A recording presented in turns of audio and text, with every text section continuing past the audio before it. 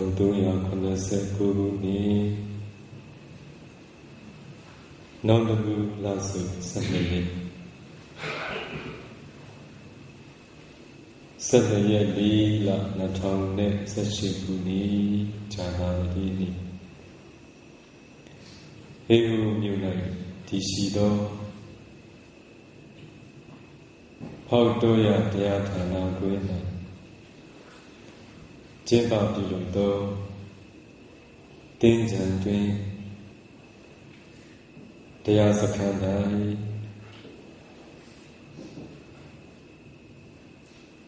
Himi Aju Lula Jagundo Droga Abandu Ninjan Devoa Nipan Sure Kuma Bekangu Kumya Yoshi Nainja A John Toba Tisi Naindo Dianibu Tinjan Jugu Atubu Yoshi Najare Chima Yashin Luroja Dai Diablu Jiale Surabu Alu Nali Budu Aniba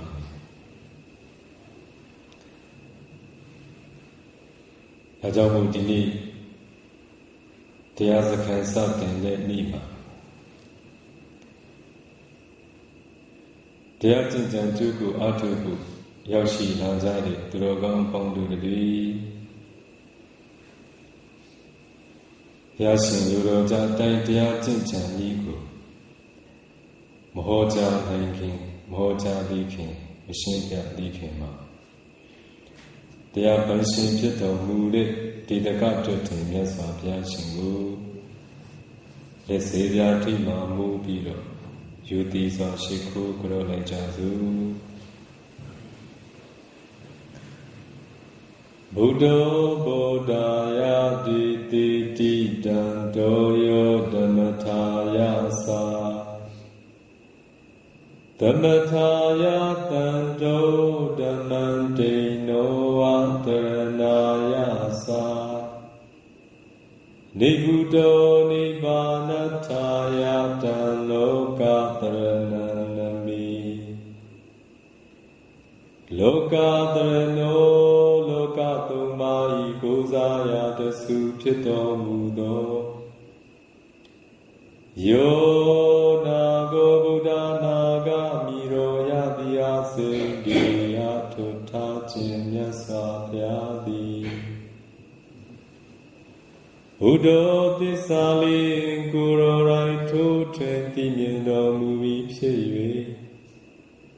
Bodhaya Sa Chataita Du Bulu Rokutu Tenle Tija Pasi Jinchu Malaga Danto Kuroga Biyin Jido Movie Pye Dhammataya Sa Chataita Du Bulu Rokutu Meyen Yen Chi Jazi Chin Malaga Danto Kuranga Bin Kilita Ukukate Nyendo Movie Pye Dhammataya Sa Chataita Du Bulu Rokutu Meyen Kilita Punija Bazi Chin Malaga Dino Vatandaya Nawangara Chango Kuta Chocha Kurora Yaupi Pye Dali Dharanaya Sa Kuro Tatu Chatai Duro Negutawan Mavekando Kuta Chocha Yaujabadi Jinchu Malaga Nibuddho Kilita Prenipa Winsan Yote Guru Rai Nyindo Muvi Pye Nibbanataya Sa Guru Tatu Veni Luro Bukate Nyinja Bazi Jinchu Ngalaga Dhamma Nizin Lina Dhamma Sako Didi Gruna Shita Myeta Pye Hojaro Mukhe Babi Loka Tarana, Loka Tumbai, Gosaya, Tasu, Pito, Mudo. Danaga Buddha Naga, Miro Yadia, Sindi, Atutatu, Myaswa, Piago. Nami Namami, Guno, Nalo, Dozo, Piang, Pio. Mango, Show you, Gado, Miano, Lesso, Moyi. Shiko Nyopai Myaswapya Myaswapya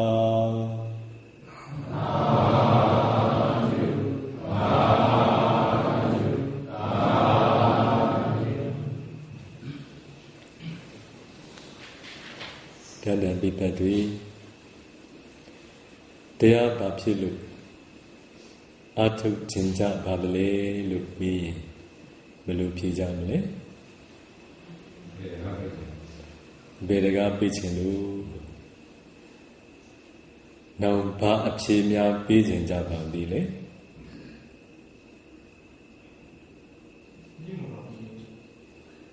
Vale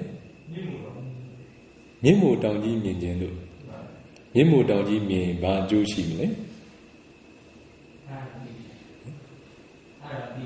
Aram Didi Get up on that only. Nibangu, Yauchinu. Get don't ugara, don't you of she twalavi. Now the umya of she be umna.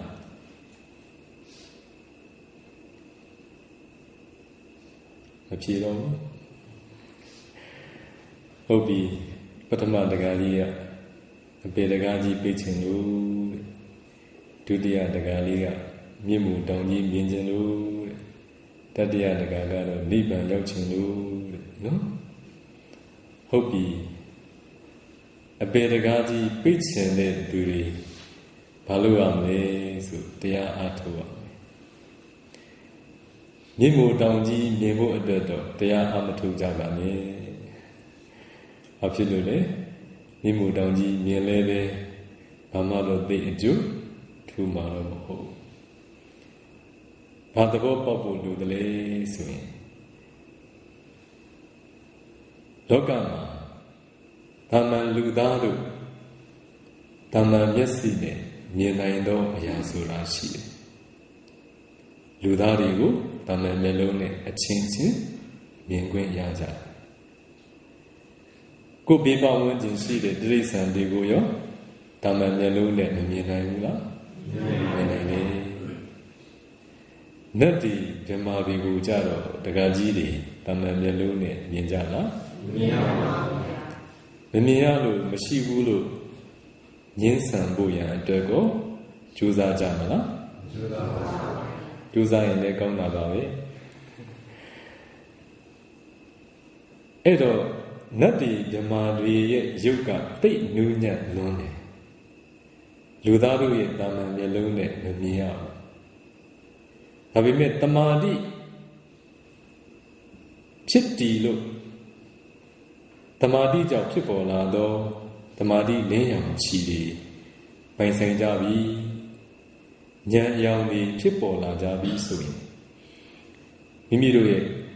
Tamadi San Abo, Mimiru a lane San Abo, Miu.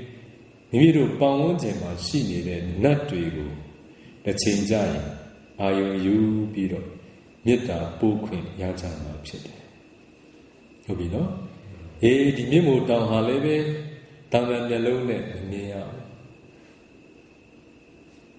Yamesi that land silent is really Yokulati, the Chico.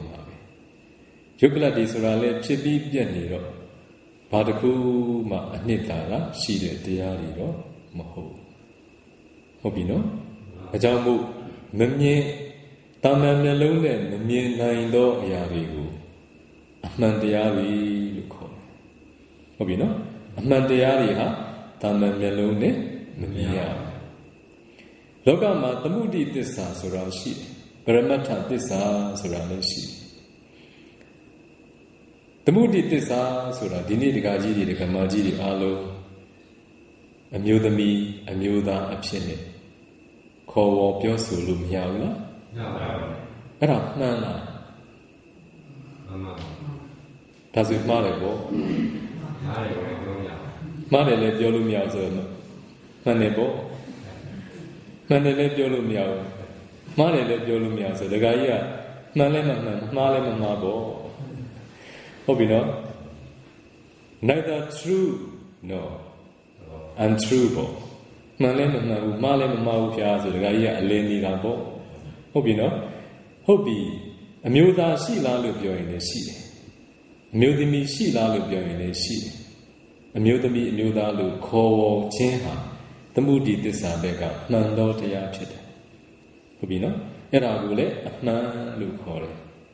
တယ်ဘယ်ဘက်ကမှန်တာလဲသမုဒိသစ္စာဘက်ကမှန်သောတရားပရမတ္ထသစ္စာဘက်ကနေပြောကြတော့မယ်ဆိုရင်တော့အမျိုးသမီးမရှိတော့ဘူးအမျိုးသားမရှိတော့ဘူး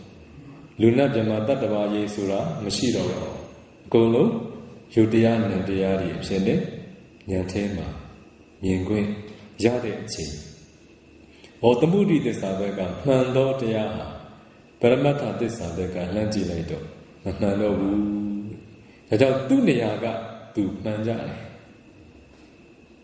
ဘုရားရှင်တိုင်းဟာသစ္စာနှစ်ပါးကိုပဲဟောတော်မူခဲ့သမုဒိသစ္စာနှင့်ပရမတ္ထသစ္စာအဲ့ဒီသစ္စာနှစ်ပါးဟာသူ့ရှုတော့ကသူမှန်ကြသောတရားကြီးပဲဖြစ်တယ်ဒါပေမဲ့သမုဒိသစ္စာနဲ့ပျော်မွေ့နေကြရင်ထွက်မြောက်ကြောင်းဆိုတာမဖြစ်နိုင်တော့သမုဒိသစ္စာနဲ့နေရင်ဒုက္ခတွေပဲဖြစ်တယ်နှစ်သက်စရာရှိရင်နှစ်သက်တယ်တွေ့တာစရာရှိရင်တွေ့တာတယ်မကျေနပ်စရာရှိရင်မကျေနပ်ဖြစ်တယ်ဘယ်သူပေါ်မြည်ပြီးဖြစ်တာသမုဒိသစ္စာအမျိုးသမီးလို့မြင်ရင်ဆွဲလန်းတယ်အမျိုးသားလို့မြင်လဲဆွဲလန်းတယ်ကောင်းတယ်လို့မြင်ရင်လည်းသဘောကျတယ်မကောင်းဘူးလို့မြင်လဲဒေါသဖြစ်တယ်ဒါဘာကြောင့်ဖြစ်တာလဲသမုဒိသစ္စာကြောင့်ပရမတ္ထသစ္စာဘက်ကလှမ်းကြည့်လိုက်တော့အမျိုးသမီးပြောက်တာအမျိုးသားလည်းပြောက်တာအားလုံးဖြစ်ပြကြီးပဲတွေ့တော့ဟုတ်ပြီနော်အဲဆိုရင်လွတ်မြောက်ခြင်းတဲ့သူတွေအတွက်ပရမတ္ထသစ္စာနယ်ကိုရောက်ရှိအောင်ကျင့်ကြံကြိုးကိုအားထုတ်ဖို့လိုတယ်အဲ့ဒါကတော့တရားကျင့်မှရနိုင်တယ်ဟုတ်ပြီနော်ဒါဆိုရင်ခုနကနတ်တိပြမာလေးကိုသမုဒိသစ္စာဘက်ကပြောရင်မမှန်ဘူးလားမှန်တယ်နတ်ရှိတယ်ပြမာရှိတယ်ဒါပေမဲ့တာမန်မျက်လုံးနဲ့မြင်ရလားမမြင်ရတဲ့အတွက်ကြောင့်မရှိဘူးလို့ငင်းဆန်ရမလို့ဖြစ်နေတယ်ဘာဖြစ်လို့လဲတာမန်မျက်လုံးရဲ့ဟိုဘက်ကိုကျော်လွန်သွားတယ်တာမန်မျက်လုံးနဲ့မမြင်နိုင်တော့တရားဖြစ်တယ်ဒါပေမဲ့အဲ့ဒါတကယ်ရှိနေတယ်ဘယ်သူတွေမြင်ခွင့်ရမလဲဆိုတော့တမာတိရှိသောပုဂ္ဂိုလ်များတမာတိကြောင့်လင်းရောင်ခြည်တွေပြိုးပြိုးပြက်တက်လက်တောက်ပပြီးလာတဲ့အချိန်တမန်နှလုံးနဲ့မမြင်ရသောအရာတွေကိုမြင်ခွင့်ဆိုတဲ့အရေးချင်းတွေဟာထိုပုဂ္ဂိုလ်ထိုယောဂီထိုသူတော်ကောင်းထံမှာဖြစ်ပေါ်ပြီးလာဟုတ်ပြီနော်ဒါပေမဲ့အဲ့ဒီလူတွေနတ်တွေမြမာတွေမြင့်မို့တောင်ကြီးတွေကို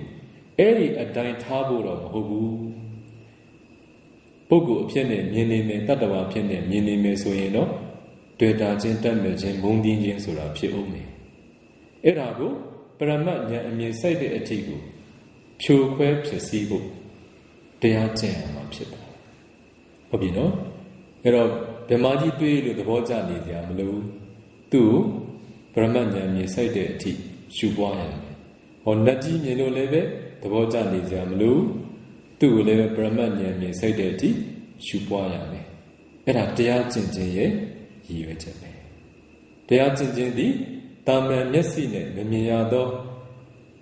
တာမန်မျက်စိရဲ့ဟိုဘက်နေလွန်နေသောပရမတ္ထသစ္စာကိုထိုးထွင်းသိဖို့အတွက်အားထုတ်ခြင်းပဲဖြစ်ပါမယ်အပေတကားကြီးဘယ်တော့ပိတ်သွားမလဲဆိုရင်သစ္စာ၄ပါးလို့ခေါ်တဲ့ပရမတ္ထတရားတွေကိုဟုတ်တိုင်းမှန်စွာထိုးထွင်းသိတဲ့နေ့ဟာအပေတကားကြီးပိတ်တဲ့နေ့ပဲဒုက္ခသစ္စာဆိုတာဘာလဲပရမတ္ထတရားပဲသမုဒယသစ္စာဘာလဲပရမတ္ထတရားပဲနိရောဓသစ္စာဘာလဲပရမတ္ထတရားပဲနိဗ္ဗာန်တရားတော်မြတ်ကြီးဟာလေပရမတ္ထတရားပဲမဂ္ဂင်၈ပါးဒါလည်းပဲပရမတ္ထတရားပဲ Tissa Liva, Pedu de Totin Dimele, Tamadi Bikwi, Bawita, Tamaido Bikwi, Biku Yeta Buddha, Pazanadi, Chitaro, Tamadi Chidonja, Tamadi Shide Bukua, Tissa Liva, Hotan Manza, Tidene. Obino, the Agena, Balupone, Tissa Liva, Totin Tibo, the Ni Paramata Tissago, Tempo Bino Tibo. Toduriha Tisaliva, Totin Tiquensula, Beduri Mapinamene. The Madi Side Puku, Vedi Dali, Tisaliva Sure, Ahmandeago, Paramata Deago, Nyamchit Tempo B, Minguin Hajai. Hobino? Resolution Tisaliva Totin Tidenia. Patama Uzon Tisalivago. Totin Chinning will be tea dwelling, totin tea dwelling neha. Minion, Punyan Saitoni. Eddie Patama met, Doda Bati met, Doda Bati Pu, Saitoni, a pedagogy Pitoni. Eddie Doda Bati met, Doda Bati Puga, Nipango, Ayo, Beauty, Chipolaro, Nipango, Ayo, you, Ni Nine Do, Nive, Lusuame. Hobino? That's why a pedagogy pitch and no do, then a pedagogy big queen yado do ha. Nipango, are you queen yado do picture. Peduriga, I you queen yamle. This saliva totin did do the need the madi shido to yamshit. Hobino. That's why yes of Yaga, Tamadi to Tanja. Tamadi she de Bukua, who diamonds are did and yene look dilu suro. Sanjembe Beauty Jame Tamadi Mashide Pukuha, Ho Time Manza, this Salibago, Matina, Aminado Wood, Tassin Piazzagago, Lakanjana Piazzagago, your Ute Bansin Nanjayana. That's when the guy usually, the young Atu Jami swing, Palu de Tamadi Mashivene, they are Jane. Bodago, Mompong, Samada, so the Lupiume. Hobino, Eragaidi Gamajido the day. They are Jinjan, Jogo, Atu Kebude, Buku, Rijibe, Pijamava. Hobino, that we made Tamadi, Nadu the day. 2 town quick, Yake Jabayela. Tamadi, 2 town boat lebe, Uzenugu. Don't think Piata, Susoma, Bike Jabayela, Soraro, Piambi. Sansi Jaya Hobino Ero Uzelu, yes of Yashina Tamadi Sure Tiago, Alon Deama 2 Tombo Lu Jango, Damito Muke Bipa Hobino Uzelu Loka Umane Be Gaji Gamajido Kudini Tiny Kushin Bomabo. The need Jangin Boma Bacteria Bomangeli, Yashi, Lupio, Lakamala Lakameno, Tavimet Gajido, Tamalone, Miala Mamia be made microscope scheduled are counted Kriya, Kuyame, so you know, Mamula Ajambo Tamamyalone, Mamina, Yago, Minguin Yago, a trip. The Zondiago, a don't do Jaya. Hobino? Tabime, yes, of ya 20 dollars, this Sadia microscope ne Chilumea. Midi Argondo, Behida, Pisigria Gama, Guni Beri Miane. Behida ne, Messesabu. Behida ne, Messesabu. But do necessarily so Isada. Ah, in the cook look at it. Isadama, son are the cook to town people lorry. Eddie son ago, Tamadi look home. Eight Tamadi, Chitty la reca.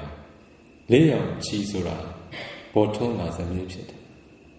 Tamadi young. Light of concentration below English look your.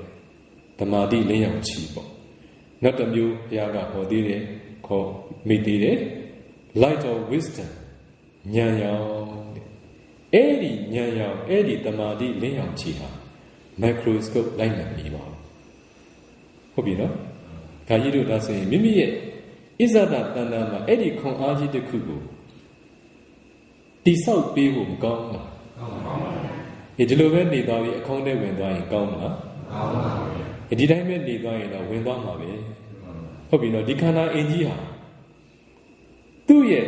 တဘာဝအတိုင်းကတော့ဘာမှအနှစ်သာရမရှိဘူးဟုတ်ပြီနော်မနေ့မိုးလင်းတော့လဲသူအနံစိုးတွေထွက်တာပဲတနေ့ကုန်လည်းမထွက်ဘူးလားမသေးခင်ထွက်နေတာနော်မွေးအောင်မလုပ်ပါဘူးလားမွေးအောင်လုပ်ချင်တဲ့သူကလည်းလုပ်ရတာပဲဟုတ်ပြီနော်အဲ့တော့မထွက်အောင်အမျိုးမျိုးမကြိုးစားကြဘူးလားရေးကြိုးစားကြတယ်တစ်ချိန်ကြာရင်ဘာဖြစ်မလဲတည်မယ်တေးပြီးဘယ်နည်းအကြိုင်ပုတ်လဲမပုတ်ခင်တော့ပြစ်မယ်နဲ့တူတယ်နော်အပုတ်တော့မခံနိုင်ဘူးမြန်မောင်းထုတ်မှာပဲဆိုအမောင်းခံရဦးမှာဟုတ်ပြီလားဒီခန္ဓာအင်ကြီးဟာဒီတိုင်းထားရင်တော့အပုတ်ကောင်လေးဖြစ်မှာပါစစ်ခင်ပါတယ်ဆိုတဲ့သူတွေမြန်လို့ပါတယ်ဆိုတဲ့သူတွေတည်ယူတရားရနဲ့ဖြစ်နေပါတယ်ဆိုတဲ့သူတွေကို2 ရက် 3 ရက်ပုံမထားပါဘူးဟုတ်ပြီနော်အင်္ဂပါလို့မလဲကန်ထုတ်မှာပဲမောင်းထုတ်မှာပဲပြစ်ထုတ်မှာပဲဟုတ်ပြီလားဒါပေမဲ့အဲ့ဒီခန္ဓာအင်ကြီးထဲကနေဓမ္မဆိုတဲ့အနှစ်သာရကိုထုတ်ယူလိုက်နိုင်ပြီဆိုရင်အပုတ်ကခန္ဓာအင်ကြီးဟာတန်ဖိုးသိကြီးသွားတယ်တရားကြီးတို့အားလုံးတန်ဖိုးမဲ့စွာနဲ့သိဆုံးကြမလားသိဆုံးခွင့်ကိုခံယူကြမလားသိဆုံးခြင်းကိုရယူကြမလားတန်ဖိုးရှိသောခန္ဓာအင်ကြီးအဖြစ်ပြောင်းလဲကြမလားဒါတော့တရားကြီးတို့ရွေးချယ်ကြရမှာဟုတ်ပြီနော်ဘုရားပွင့်တော်မူလာတာဟာတိတ်တန်ဖိုးကြီးတယ်အလွန်တရာမှတန်ဖိုးကြီးတယ်ဘာလဲမှတူနိုင်လို့မရတန်ဖိုးမဲ့နေတဲ့ဒီဘဝတန်ဖိုးမဲ့နေတဲ့ဒီခန္ဓာတန်ဖိုးရှိအောင်ဘုရားရှင်မြင့်တင်ပေးတယ်ဒါပေမဲ့ဘုရားရှင်မြင့်တင်ပေးတယ်ဆိုတဲ့နေရာမှာဘုရားရှင်ကအုံဖွက်လို့လုပ်ပေးတာမဟုတ်ဘုရားဘာပြောလဲဒုံနေပိကိစ္စမတ္တအခါတာရောတထာဂတာတဲ့ငါဘုရားရှင်တို့ဟာလမ်းညွန်သူသာဖြစ်ပါလေဟုတ်ပြီနော်တန်ဖိုးရှိတဲ့ဘဝကိုရောက်ရှိအောင်လို့လမ်းညွန်ပေးတဲ့သူတန်ဖိုးမဲ့တဲ့အပုပ်ခန္ဓာကြီးကိုတန်ဖိုးရှိသောဓမ္မတွေထုတ်ယူနိုင်အောင်လို့လမ်းညွန်ပေးခဲ့တော့သူဖြစ်တယ်တင်တို့ပြုရမယ့်အရာကိုတော့တင်တို့ကိုယ်တိုင်ပဲကြိုးစားကြရမှာဖြစ်တယ် I'm the one who show the way you must go by yourself လို့ပြောတာပေါ့ဟုတ်ပြီနော်ငါဘုရားရှင်ကလမ်းညွန်သူဖြစ်တယ်တင်တို့တွေရောက်အောင်လေကိုယ်တိုင်သွားကြရမယ်။ဒါကြီးတို့ရောက်အောင်သွားကြမလားအခေါင်းထဲပဲရောက်အောင်သွားကြမလားရောက်အောင်သွားကြပါဘယ်ကိုရောက်အောင်သွားမလဲဓမ္မကိုထုတ်ယူနိုင်သောပုဂ္ဂိုလ်ဘဝကိုရောက်အောင်တော့သွားဖို့လိုအပ်တယ်။အဲ့ဒီဓမ္မဆိုတဲ့အနှစ်သာရကိုဘယ်အခါမှာထုတ်ယူနိုင်မလဲဆိုရင်တမာတိဆိုတဲ့တရားဖြစ်တည်လာတဲ့အခါထုတ်ယူနိုင်ပါလိမ့်မယ်။တမာတိမရှိရင်သူလိုကိုယ်လိုပုဂ္ဂိုလ်ပဲတန်ဖိုးမရှိဟုတ်ပြီနော်။တမာတိရှိတဲ့နေ့မိမိဟာပြောင်းထွက်သွားတယ်။တစ်ချိန်တုန်းကစိတ်ကူးရင်လို့ဘလို့မှမရနိုင်တဲ့အစွမ်းအစတွေကိုယ်စီမှာဖြစ်တည်လာလိမ့်မယ်။ဟုတ်ပြီနော်။ဒါဆိုလို့ရှိရင်အပေတကားကြီးပြိတ်ဖို့လေတရားကျင့်ရမယ်တရားကျင့်ရခြင်းသည်သစ္စာလေးပါးထိုးထွင်းသိဖို့သစ္စာလေးပါးကိုတမာတိရှိသောသူတွေထိုးထွင်းသိခွင့်ရကြတယ်သစ္စာလေးပါးထိုးထွင်းသိတဲ့နေ့သည်မဲ့ဉာဏ်ပူဉာဏ်စိတ်တဲ့နေ့ဖြစ်တယ်မဲ့ဉာဏ်ပူဉာဏ်စိတ်တဲ့နေ့သည်သစ္စာလေးပါးကိုထိုးထွင်းသိသောနေ့ဖြစ်တယ်သစ္စာလေးပါးကိုထိုးထွင်းသိသောနေ့သည်နိဗ္ဗာန်ကိုမျက်မှောက်ပြုသောနေ့ဖြစ်တယ်နိဗ္ဗာန်ကိုသောတာပတ္တိမဲ့နဲ့စတင်ပြီးမျက်မှောက်ပြုခွင့်ရသောပုဂ္ဂိုလ်သည်အပေတကားကြီးပိတ်သွားသောနေ့ပဲဖြစ်တယ်။မြေမို့တောင်တို့နတ်တို့မြမာတို့လူတို့အားလုံးသက်ရှိသက်မဲ့အားလုံးကိုတော့ပရမတ်ဉာဏ်အမြင်စိုက်တဲ့အထိကြိတ်ချီကြရမှာဖြစ်ပါတယ်။နတ်မှာလည်းတောင်မတင်နေဖို့မြမာမှာလည်းတောင်မတင်နေဖို့မြေမို့တောင်မှာလည်းတောင်မတင်နေဖို့သက်ရှိသက်မဲ့ဒီမှာလည်းတောင်မတင်နေဖို့ဘုရားရှင်ရဲ့ရည်ရွယ်ချက်တော်ပဲဖြစ်တယ်။ဟုတ်ပြီနော်။ ရားရှင်ဟာကိုယ့်ရဲ့ဘဝဘယ်ဘဝကလာခဲ့တယ်လဲဆိုတာထိုးထွင်းသိခွင့်ဆိုတဲ့အခွင့်ကိုရရေးအတွက်တရားတွေကိုဟောကြားပြသဆုဆိုးမှတော်မူခဲ့ဒီနေ့တရားနာပိသက်တွေဘုရားဘာသာဝင်တွေမလား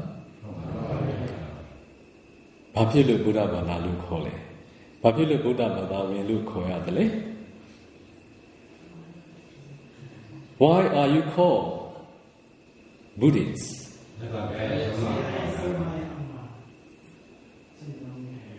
ဘုရားရှင်ရဲ့အဆုံးအမအောင်မှာကျင့်သုံးနေထိုင်လို့တဲ့ကဲအဖြေတစ်ခုရပြီ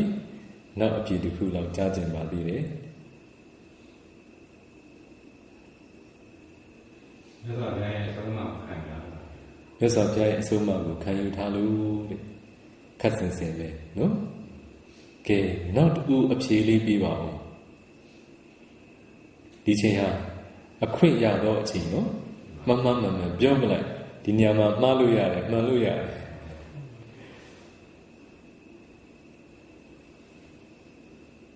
ဗုဒ္ဓဘာသာဝင်တွေဆိုတာဘုရားတရားတန်ခါကိုကြီးညိုတက်ဝင်တဲ့ပုဂ္ဂိုလ်တွေဖြစ်တယ်ဟုတ်ပြီနော်ပို့ပြီးတော့လေးလေးနက်နက်ပြောရင်ကံကံ၏အကျိုးတရားပေါ်၌တက်ဝင်ယုံကြည်သောသူများကိုဗုဒ္ဓဘာသာဝင်လို့ခေါ်တယ်ဟုတ်ပြီနော်ဘုရားရှင်ရဲ့ဗရဏကြတဲ့အဆုံးအမကိုပြပါဆိုရင်ကံကံ၏အကျိုးတရားပဲတခြားသောဘာသာကံနှင့်ကံ၏အကျိုးကိုပြောပြဟောပြသောဘာသာရှိလားကံနှင့်ကံ၏အကျိုးကိုယုံကြည်သောဘာသာတခြားဘာသာရှိလားဘုရားရှင်ပေါ်ထွန်းလာလို့ကုသိုလ်ကံရဲ့အကျိုးရှိတယ်အကုသိုလ်ကံရဲ့အကျိုးရှိတယ်လို့ဦးဇင်းတို့သိခွင့်ရကြတယ်ဒါကြောင့်လေဦးဇင်းတို့ဗုဒ္ဓဘာသာဝင်သူတော်ကောင်းတွေကုသိုလ်ကောင်းမှုတွေပြုကြတယ်ဟုတ်ပြီနော်ဒါဘု து ကြောင့်လေဘုရားရှင်ကြောင့်ဒီနည်းပြောရင်ကံကံရဲ့အကျိုးတရားပေါ်မှာတက်ဝင်ယုံကြည်လို့ဟုတ်ပြီနော်အကံကံရဲ့အကျိုးတရားပေါ်နဲ့တက်ဝင်ယုံကြည်သောပုဂ္ဂိုလ်များကိုဗုဒ္ဓဘာသာလို့ခေါ်ဟုတ်ပြီအဲ့ဒီကံကံရဲ့အကျိုးတရားကိုတက်ဝင်ယုံကြည်တယ်ဆိုတဲ့နေရာမှာဒကာကြီးတို့မတုံမလို့တက်ဝင်ယုံကြည်မှုမျိုးတော့မဟုတ် not unshakable faith ဟုတ်ပြီနော်မတုံမလို့တက်ဝင်ယုံကြည်တဲ့ယုံကြည်မှုမျိုးတော့မဟုတ်ဘူး shakable faith ယုံကြည်မှုကမခိုင်ခန့်သေးဘူးဟုတ်ပြီနော်ကုသိုလ်ကံရဲ့အကျိုးရှိတယ်အကုသိုလ်ကံရဲ့အကျိုးရှိတယ်လို့လက်ခံထားပေမဲ့အနောက်မှာတန်တရားမရှိဘူးတန်တရားမရှိဘူးလားရှိတယ်ပုရုဇဉ်မှန်ရင်အလုံးရှိတယ်ကောင်းကံကောင်းကျိုးပေးတယ်ဆိုတာမကောင်းကံမကောင်းကျိုးပေးတယ်ဆိုတာဟုတ်မှာဟုတ်ပါရဲ့လားလို့တခါတည်းတန်တရားမဝင်ဘူးလားဝင်တယ်ဩတပ္ပညုတဉာဏ်ရှင်ပဲလေယုံထားလိုက်တာကောင်းပါလေဆိုပြီးတော့ယုံထားတာမလားကိုယ်တိုင်ထွင်းဖောက်ပြီးသိသောဉာဏ်ကိုမရသေးသေး၍တန်တရားဆိုတာနောက်မှာရှိအောင်မှာပဲဖြစ်တယ်ဒါကြောင့်မြတ်စွာဘုရားရှင်ကကံကံ၏အကျိုးတရားကိုထိုးထွင်းသိစေအတွက်ထိုးထွင်းသိပိုင်ခွင့်ကိုကိုယ်တိုင်ကိုယ်ကြရရှိရေးအတွက်တမာတိထူထောင်ကြဟုတ်ပြီနော်သမုဒယသစ္စာသိတယ်ဆိုတာကံကံ၏အကျိုးတရားကိုကိုယ်တိုင်ထွင်းဖောက်ပြီးသိတာပါဟုတ်ပြီနော်အဲ့သမုဒယသစ္စာသိရဲ့အတွက်အတိတ်ကိုလှမ်းရှုကြရမှာဖြစ်တယ်မိမိတို့ဘယ်ဘဝကလာကြတယ်လဲဘယ်ကံအကျိုးပေးလို့ဒီဘဝရလာကြတာလဲအဲ့ဒါဘဝပြဿနာနော် This is a problem of life ဘဝရဲ့ပြဿနာပဲဒါအမတန်မှဖြေရှင်းနိုင်ခဲ့သောပြဿနာလို့ခေါ်တယ်ဘုရားရှင်ကမပွင့်ထုံးဘူးဆိုရင်အတန်လေးတောင်ကြားခွင့်ရပါမလားမရပါဘူးကြားရနိုင်ဘူးအတိတ်ဘဝရှိတယ်ဆိုတာလေမသိတော့ကုသကံအကျိုးပေးမယ်ဆိုတာလေကုသကံရဲ့အကျိုးရှိတယ်ဆိုတာလည်းမသိတော့ဒီဘဝရရှိတာကောင်းကံကြောင့်ဆိုတာဦးဇင်းတို့ဗုဒ္ဓဘာသာဝင်တွေအားလုံးရေဘူးရတော့နားမလည်ထားဘူးလားနားလည်ပါဘူးဒါပေမဲ့တူးချင်းရဲ့အကျိုးပေးသောကုသကံတနည်း ပြီးခဲ့တဲ့ဘဝဒီကံဒီမရဏတဏ္ဍဆောတဲ့အချိန်မှာပေါ်တဲ့ကုသိုလ်ကံကတော့တူးနဲ့တူးကွဲပြားတယ်ကုသိုလ်ကံဆိုတာတော့သိကြတယ်ဒါပေမဲ့တူးနဲ့တူးမတူဘူးအားမတူဘူးဆောင်ရွက်ခဲ့တဲ့အားမတူဘူးနန္တရားတို့ဖြစ်ပေါ်ခဲ့ခြင်းမတူဘူးယုံကြည်သောတတ္တတရားချင်းမတူဘူးကံဆွမ်းအားခြင်းမတူဘူးအချင်းအားချင်းလည်းမတူဘူးထူထောင်ခဲ့သောအမှုတွေလည်းမတူကြဘူးတချို့များဒါနကံလေးကျိုးပြီးဒါနကံထဲမှာများတချို့များကတတိဆုံးလှူတာလေးတချို့များကစွန်းလှူတာလေးတချို့များကရေချမ်းလေးကတ်တာလေးတချို့များကစီမီကတ်တာတချို့များကပန်းကတ်တာတချို့များကဝေယဝဆကုသိုလ်တဲ့ဒီလိုကွဲပြားကြသေးတယ်ဟုတ်ပြီလားအဲ့ဒါကိုယ်တိုင်ထွင်းပေါက်မျက်မှောက်ပြုတ်ဖို့လိုတယ်အဲ့ဒါသိချင်းဟာ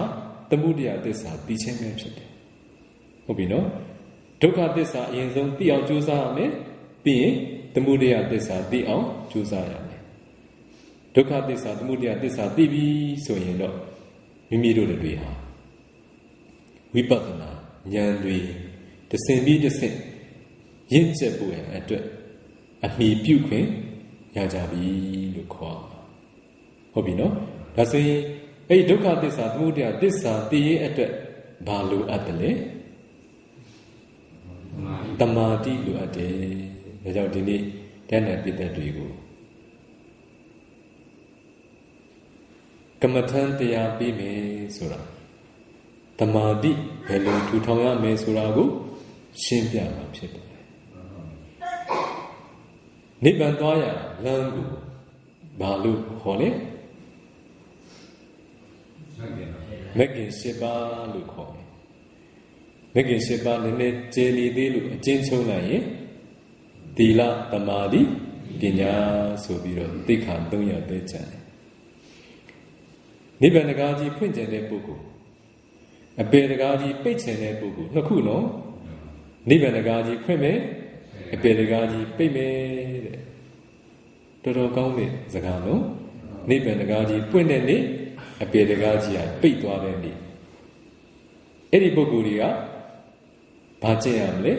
မဂ္ဂင်၈ပါးကျင့်ရမယ်ဒီနေ့သိက္ခာ၃ရပ်အကျင့်မြတ်ကိုကျင့်ရမယ်ခုဒီနေ့တရားကြီးတို့၈ပါးသီလယူလိုက်ပြီဒါလက်တွေ့ပြောမယ်သီလကျင့်စဉ်ကျင့်သုံးလိုက်ကြပြီသီလကျင့်ပြီးသွားရင်ဘာကျင့်ရမလဲသမာဓိကျင့်ရမယ်သီလမရှိပါပဲသမာဓိကျင့်ရင်ဖြစ်နိုင်မလားမဖြစ်နိုင်ဘူးမဖြစ်နိုင်ဘူးလူဆိုရင်လည်းလူသီလယဟန်ဖြစ်ရင်လည်းယဟန်သီလတော့ရှိရမယ်အခြေခံဖြစ်တဲ့၅ပါးသီလလူဖြစ်တယ်ဆိုရင်လုံလောက်ပါမယ်ဆွမ်းနယ်လူ၈ပါးသီလဆောက်တယ်ကောင်းတယ်ဟုတ်ပြီနော်သီလတည်းဟူသောမြေပေါ်မှာရပ်တည်ပြီးတော့သမာဓိကိုထူထောင်ကြရတယ်ဟုတ်ပြီသမာဓိသိက္ခာပိုင်းမှာမြတ်စွာဘုရားရှင်ကကမ္မထံဘယ်နှမျိုးတင်40တင်တယ်ဟုတ်ပြီနော်အဲ့ဒီကမ္မထံ40လုံးနေနေဒီဟဲကိုဖောက်တော်ရမှာသင်ပေးနေပါတယ်ဟုတ်ပြီနော်ခုဒီမှာမြန်မာတန်ခါ10ပါးပဲရှိယောဂီတွေက40လောက်ရှိတယ်ယဟန်တွေရော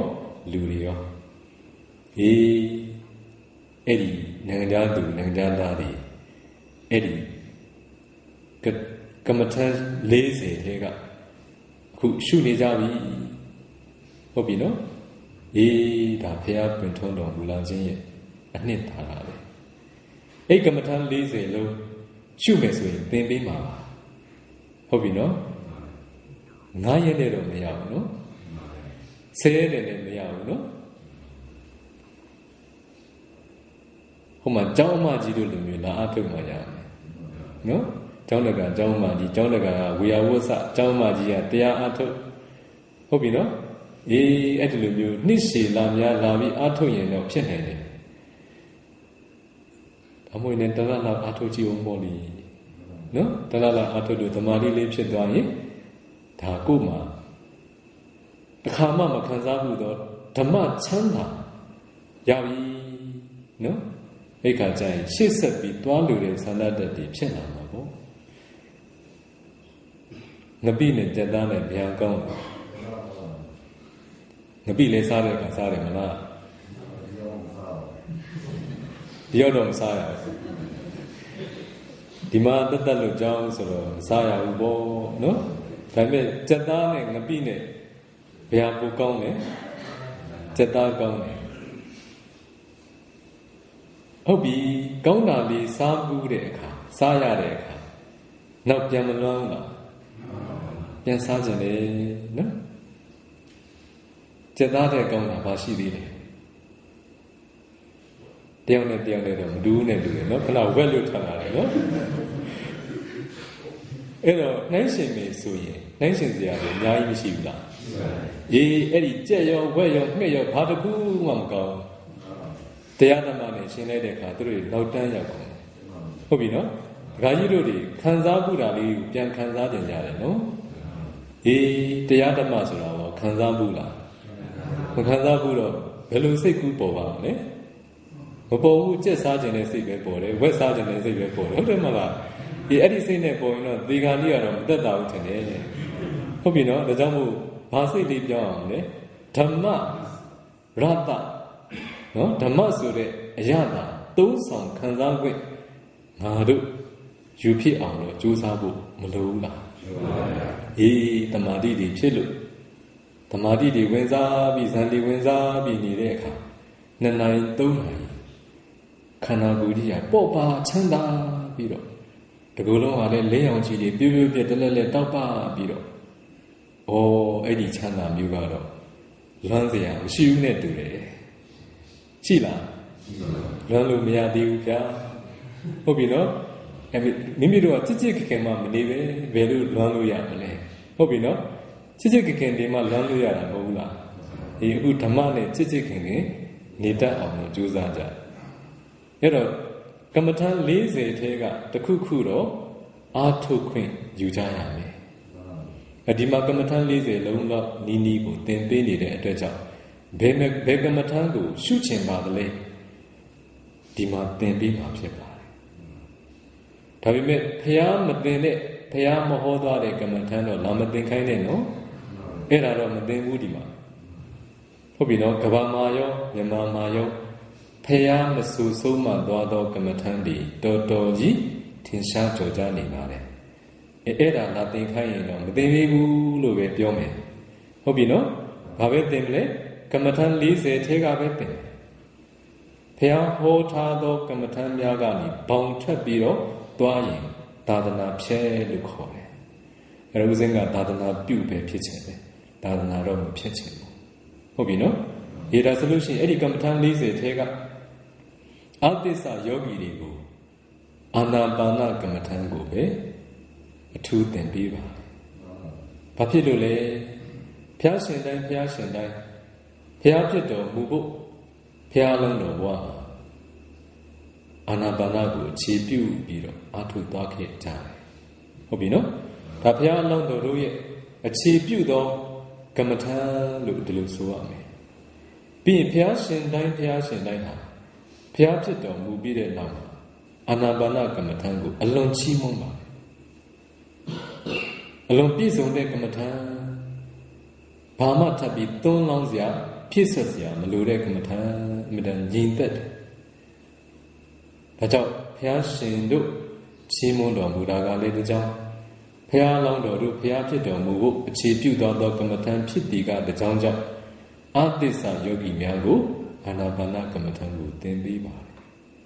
ဒါကတော့ဘုရားရှင်ရဲ့အာနာပါနကမ္မထံပေါ်ချီးမွမ်းတော်မူခြင်းကြောင့်ဒါအကြောင်းပြချက်ဖြစ်တယ်နောက်အကြောင်းပြချက်ကတော့တရားဟောနေတဲ့ဦးဇင်းရဲ့အကြောင်းပြချက်လို့ဒီလိုဆိုရမယ်ဦးဇင်းရဲ့အကြောင်းပြချက်ကိုကြားချင်တာဟုတ်ပြီကြားချင်လည်းရတယ်မကြားချင်လည်းရတယ်မကြားချင်လည်းပြောမယ်နော်အဲ့တော့ဦးဇင်းရဲ့အကြောင်းပြချက်ကဘာလဲဆိုရင်အဲ့ဒီအကြောင်းပြချက်ကိုမပြောခင်လေးဂါကြီးလေးကိုနည်းနည်းလေးမေးမယ်နော်ဦးဇင်းတို့မိခင်ဝန်းထဲကထွက်လာကြတဲ့ကအသက်မရှူနေဘူးလားမွေးကလေးကအသက်ရှူလာခဲ့တာဒီနေ့တိုင်ပဲဟုတ်ပြီနော်သိကြတယ်နော် ကဲနောက်တစ်ခုပြန်ပြီးမယ်တခါကြီးတို့မွေးကလေးကနေအခုရောက်ရှိနေပြီဖြစ်တဲ့အသက်အရွယ်လေးအထိအသက်ရှူလာခဲ့ကြတာအလိုက်တဲ့ရှူခဲ့သလားလှုပ်ပြီးရှူခဲ့ပါသလားလို့မေးရင်ကောဒီစားပြီနော်အလိုက်တဲ့ရှူခဲ့နောက်တစ်မျိုးမေးဦးမယ်ဒကာကြီးတို့မွေးကလေးကနေအခုအထိရှူခဲ့ကြတာတတိရှိရှိရှူခဲ့ကြသလားတတိလက်လွတ်ပြီးရှူခဲ့ကြပါသလားလို့မေးအဆိုပေါင်းပြောမယ်အလိုက်တဲ့တတိလက်လွတ်ရှူခဲ့ကြတယ်ဟုတ်ပြီနော်အဲ့ဒီအလိုက်တဲ့တတိလက်လွတ်ရှူခဲ့သောအသက်ရှူနည်းကိုအသက်ရှင်ဖို့အသက်ရှူနည်းလို့ပြောရင်မှန်သလားမှန်တယ်နော်ဒါဆိုရင်အလိုက်တဲ့တတိလက်လွတ်ရှူခဲ့သောနည်းကိုသေဖို့ရှူနည်းလို့ပြောရင်ကောမှန်လားမှန်လားမှန်လားမှန်လားမှန်တယ်ဟုတ်ပြီနော်အလိုက်တဲ့တတိလက်လွတ်ရှူတာအသက်ရှင်ဖို့ပြီးရင်သေဖို့ပဲဒီလောက်ပဲတန်ဖို့ရှိတယ်ဟုတ်ပြီနော်မိမိတို့အဲ့ဒါမိမိတို့ရှူတဲ့ရှူနည်းပဲခုဘာလို့မလဲဆိုတက်ရှူနည်းပြောင်းတယ်အလိုက်တဲ့တတိလက်လွတ်ရှူခဲ့ရမှအလိုက်တဲ့တတိရှိရှိပြောင်းရှူလိုက်ရင်မသေးဘူးဖြစ်သွားတယ်တန်ဖိုးသိကြည့်ပါဟုတ်ပြီနော် for deathless ပေါ့မသေးရအမြိတ်နိဗ္ဗာန်ကို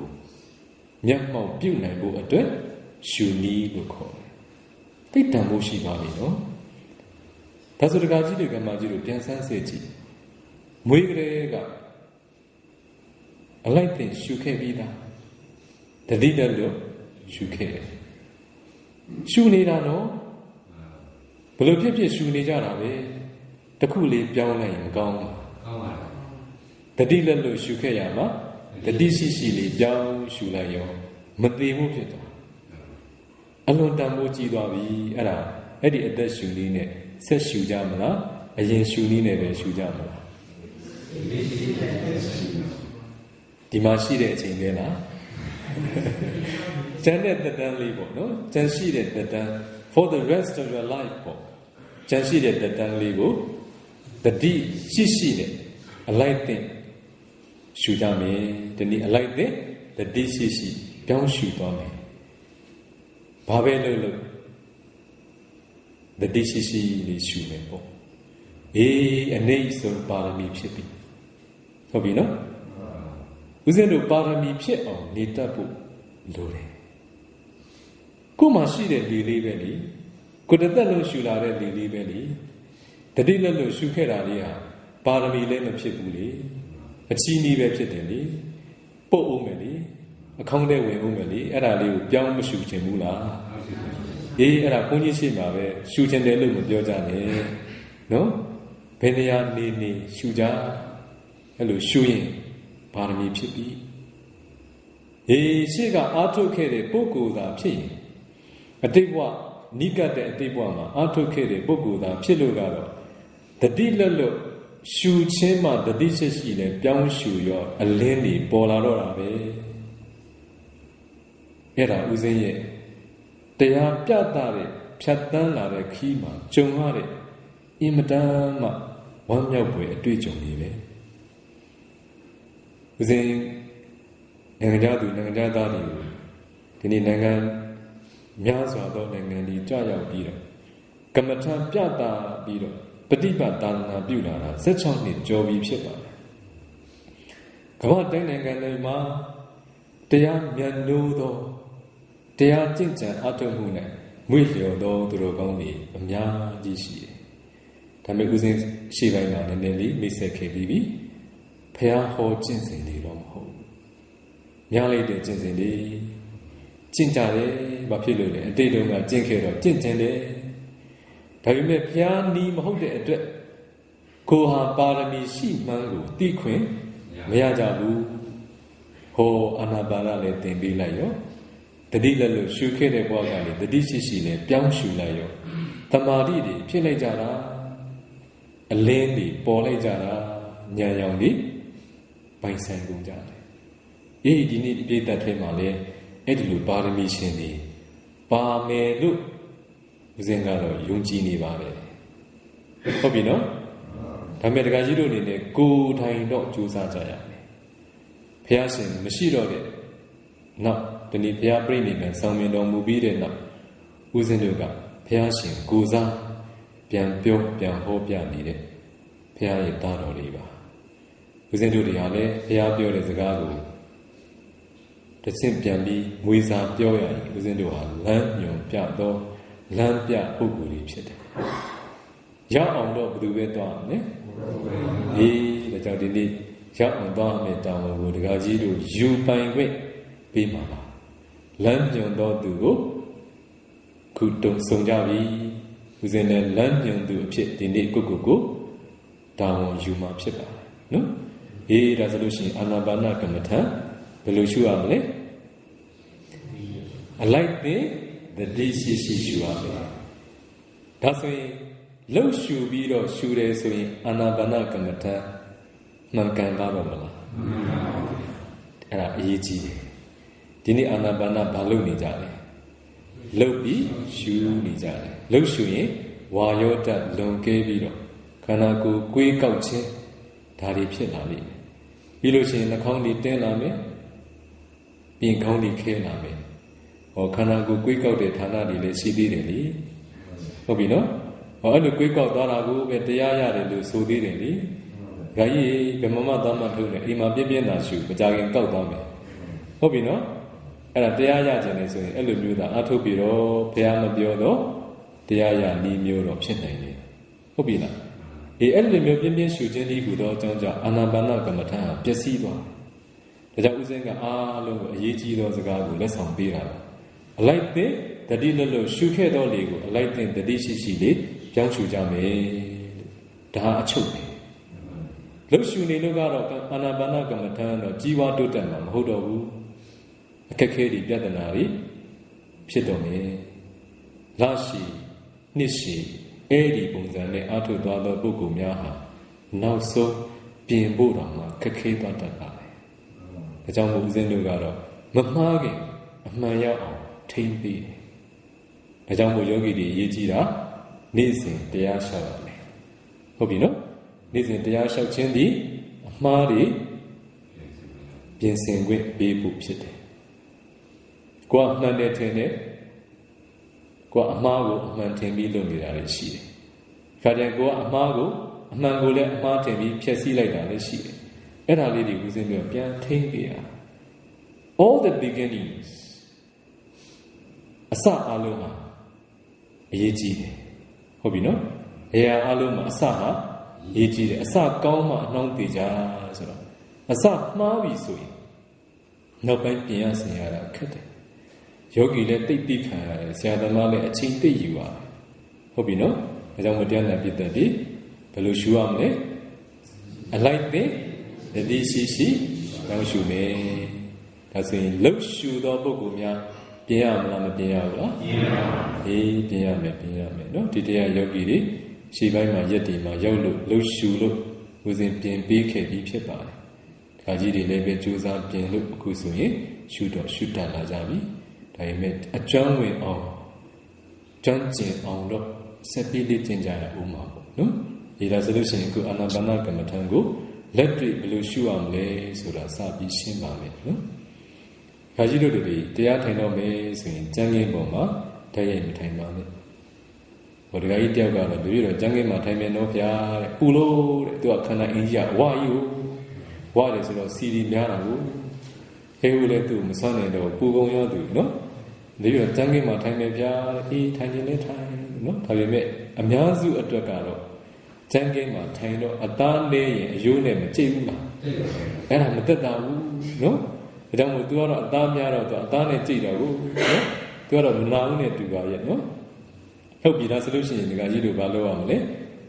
အခုလိုတရားထိုင်တဲ့ကုရှင်လေးပေါ်မှာထိုင်ပါဒီမှာဦးဇင်းတို့ရဲ့တရားအထုလာတဲ့အတွေ့အကြုံရအားလုံးအစဉ်သက်ပြင်ဆင်ထားပေးပါအဲ့တော့ကုရှင်အကြီးတစ်ခုရှိတယ်ကုရှင်အသေးတစ်ခုရှိတယ်အသေးလေးကခက်ဆန်းဆန်းလေးမဟုတ်ဘူးလားအေးအဲ့ဒါသိရေးကြီးတယ်ကုရှင်အသေးခက်တဲ့တဲ့ရှိတယ်ရှင်းတော့အမြင့်တူတာအဲ့ဒါလေးဆိုရင်သိပြီးမကောင်းဟုတ်ပြီနော်အခုလိုနည်းနည်းလေးစောင်းနေတာလေးဟာအရေးကြီးတယ် အိမ်မှာတရားအထုတ်မယ်ဆိုရင်လည်းပဲအဲ့ဒီလိုကုရှင်မျိုးလေးတွေလုပ်ပေးရတယ်နော်ကိုယ့်ဘက်ကနေဆောင်ရွက်ပေးပြီးတော့ကိုယ်လည်းကုညီပေးတတ်ဖို့လိုအပ်တယ်ပြီးသွားတဲ့အခါမှာထိုင်တဲ့အခါကျရင်ခြေထောက်ကိုရှေ့နောက်ထားပါမထပ်ထားပါနဲ့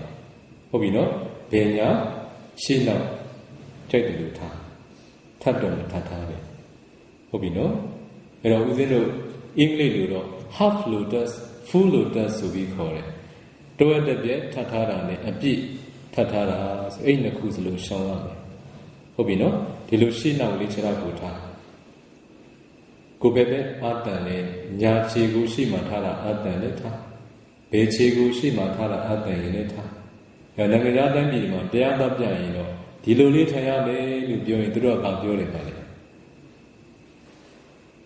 ဟောမြန်မာထိုင်နဲ့ဟုတ်ပြီနော်ကဘာမှာတင်ရှားတယ်ဒါကိုမြန်မာထိုင်လို့ခေါ်တယ်ဟုတ်ပြီနော်ကိုရီးယားတို့ဘာလို့သွားရင်သူတို့ကဘုရားစင်းတူတော်ထဲမှာလေနှစ်ခုလုံးချိတ်ထားတာတွေ့တယ်မလားအဲ့ဒီပုံစံထိုင်ကြတာအဲ့ဒါဦးစင်အကုန်ပြင်ရတာပဲဘာဖြစ်လို့လဲတမာတိဖြစ်ဖို့ကြတော့အထောက်ပံ့မဖြစ်ဘူးဟန်တော့ကောင်းတယ်ဒါပေမဲ့တရားဓမ္မတိုးတက်ဖို့ကြတော့ခက်ခဲတယ်ဘာဖြစ်လို့လဲတစ်ဖက်ချိတ်ထားတော့ကြာကြာကြီးမထိုင်နိုင်ဘူးနာတော့တာပဲနော်အဲ့ဒီလိုထိုင်နေတဲ့ပုဂ္ဂိုလ်ဦးဇင်းတို့မြန်မာထဲမှာဆိုသိရှာဘာဖြစ်လို့လဲသိလားကမ္မထမ်းကြောင့်ပြောရင်လည်းဟုတ်ပဲနဲ့ထွက်သွားအောင်လည်းတူတယ်မြန်မာတွေတင်မလင်ကြီးထိုင်ပြီးတော့လေအဲ့ဒီနှစ်ခုချိတ်ပြီးထိုင်ဖို့ကတော့မြန်မာတွေဦးဇင်းမတွေ့ဘူးတော်တော်ခက်ခဲတယ်ဘာဖြစ်လို့လဲသိလားအစီများစားလို့နော်အစီတွေစားတော့သေးကြောဒီထဲမှာစံချီမီသေးကြောဒီထဲမှာအစီတွေပိတ်ကုန်နော်စီတွေပိတ်ကုန်တဲ့အခါအကျော်တွေကတင်းကုန်ပြီအဲ့ဒီလိုထိုင်ဖို့ကတော့တော်တော်မလွယ်ကိုရီးယားတော်တော်များများထိုင်နိုင်တယ်ကိုရီးယားတွေကအစီမစားနော်မွေးကလေးကမိခင်ဝန်ထဲမှာပြိတ္တိတီနေခဲ့စဉ်ကလေးကလေအစီကိုနားမလဲမွေးလာတော့လည်းပဲအစီမစားကြဘူးမြန်မာပြည်ရောက်လို့ရှိရင်အကြီးအကျယ်ဒုက္ခရောက်တာကျမ်းမာရေးအစောတလင်ပျက်စီးသောလူမျိုးကတော့ကိုရီးယားလူမျိုးပဲဒါပေမဲ့အခုဟဲဟိုမှာတော့ပြောနေကြတယ်ဘာဖြစ်လို့လဲဟဲဟိုကကျောင်းတကာကျောင်းဓမ္မကြီးတွေစီမပါတော့ဆုံးဟင်းတွေကိုချက်ပြီးလူတန်းပေးတယ်စီမပါပဲနဲ့စားတတ်ရင်ဒီနေ့စီမတတ်ပဲနဲ့ချက်တတ်ရင်တော့ဒကာကြီးတို့တွေအသက်ရှည်အောင်တယ်ဟုတ်ပြီနော်အဲ့တော့ဝါတဲ့ဒကာကြီးတွေအင်ကြရင်စီတွေလျှော့တော့နော်ပြီးရင်ဝက်သားမစားနဲ့တော့ဟုတ်ပြီလားဝက်သားလည်းမလွှမ်းနေနဲ့တော့နော်ဟေးဟုတ်ပြီဘယ်ရောက်သွားလဲအခုတင်မလင်ကိုထိုင်ရမယ်ဆိုတာပြောရင်လည်းဟုတ်ပဲထွက်သွားတယ်နော်ဟုတ်ပြီအဲ့တော့အဲ့လိုထိုင်ပြီးတဲ့အခါမှာဒကာကြီးတို့ခါကိုမတ်မတ်လေးထားပါခေါင်းကိုဖျက်ဖျောက်လေးထားပါကျန်းကင်းပေါ်မှာထိုင်မယ်တနည်းခုနကူရှင်အကြီးတစ်ခုဒီပေါ်မှာထိုင်မယ်ဆိုရင်ခါအရှိကိုနည်းနည်းကိုင်းနေမှာဖြစ်ပါတယ်အနောက်ကကူရှင်သေးလေးခုလိုက်တဲ့အခါကျတော့ခါအလိုလိုမှတ်သွားတယ်ကိုယ်တိုင်ကြောက်ကြဆက်ပြီးမှတ်နေစရာမလိုတော့ဘူးရေရှည်မှာကောင်းတော့ထိုင်နည်းလို့ခေါ်ပါတယ်နော်ပြီးရင်လက်ကလေးကိုတော့မိမိရဲ့ဒီရှေ့မှာဒီလိုလေးပဲတင်နော်ရှေ့နောက်ဘယ်ညာကြိုက်တယ်လို့တင်တွေ့ကြလားတွေ့တယ်နော်ဟုတ်ပြီဒီပုံမှန်တင်နော်ဘယ်ညာကြိုက်တယ်လို့တင်ပါပြီးရင်စိတ်ရောကိုယ်ရောဖြေလျှော့ပေးပါခန္ဓာကိုယ်ကြီးကိုတောင့်တင်းနေအောင်မထားပါနဲ့ဖြောက်ထားတယ်တဘာဝဆန်ဆန်ဖြောက်ပါစေတောင့်တင်းနေအောင်လုပ်ရင်ကမ္မထာအားထုတ်ဖို့ခက်ပါတယ်မျက်လုံးလေးမိတ်ပြီးတော့စိတ်ရောကိုယ်ရောအေးချမ်းသွားအောင်ဖြေလျှော့ပေးပါစိတ်ရောကိုယ်ရောအေးချမ်းပြီးဆိုတဲ့အခါမှာဒီနားလေးတစ်ဝက်ကိုဉာဏ်လေးဖြန့်ကျက်ပြီးတော့ကြည့်ပါအသက်ရှူသွင်းလိုက်တဲ့အခါအသက်ရှူသွင်းလိုက်တဲ့အခါတဏှာကိုထိပြီးတော့မှဝင်သွားတယ်တဏှာကိုထိပြီးတော့မှထွက်သွားပါတယ်ဟုတ်ပြီနော်အဲ့တော့အဲ့ဒီထိနေတဲ့နေရာလေးမှာထိနေတဲ့လေလေးရှိတယ်အဲ့ဒီလေလေးပေါ်မှာတတိလေးကပ်ပြီးတော့မှတ်ရမယ်ဝင်လေဝင်သွားရင်ဝင်လေထွက်လေထွက်သွားရင်ထွက်လေလို့မှတ်ရမယ်လေကိုမှတ်ရမလားထိတာကိုမှတ်ရမလားဟောတရားနာနေကြတာလား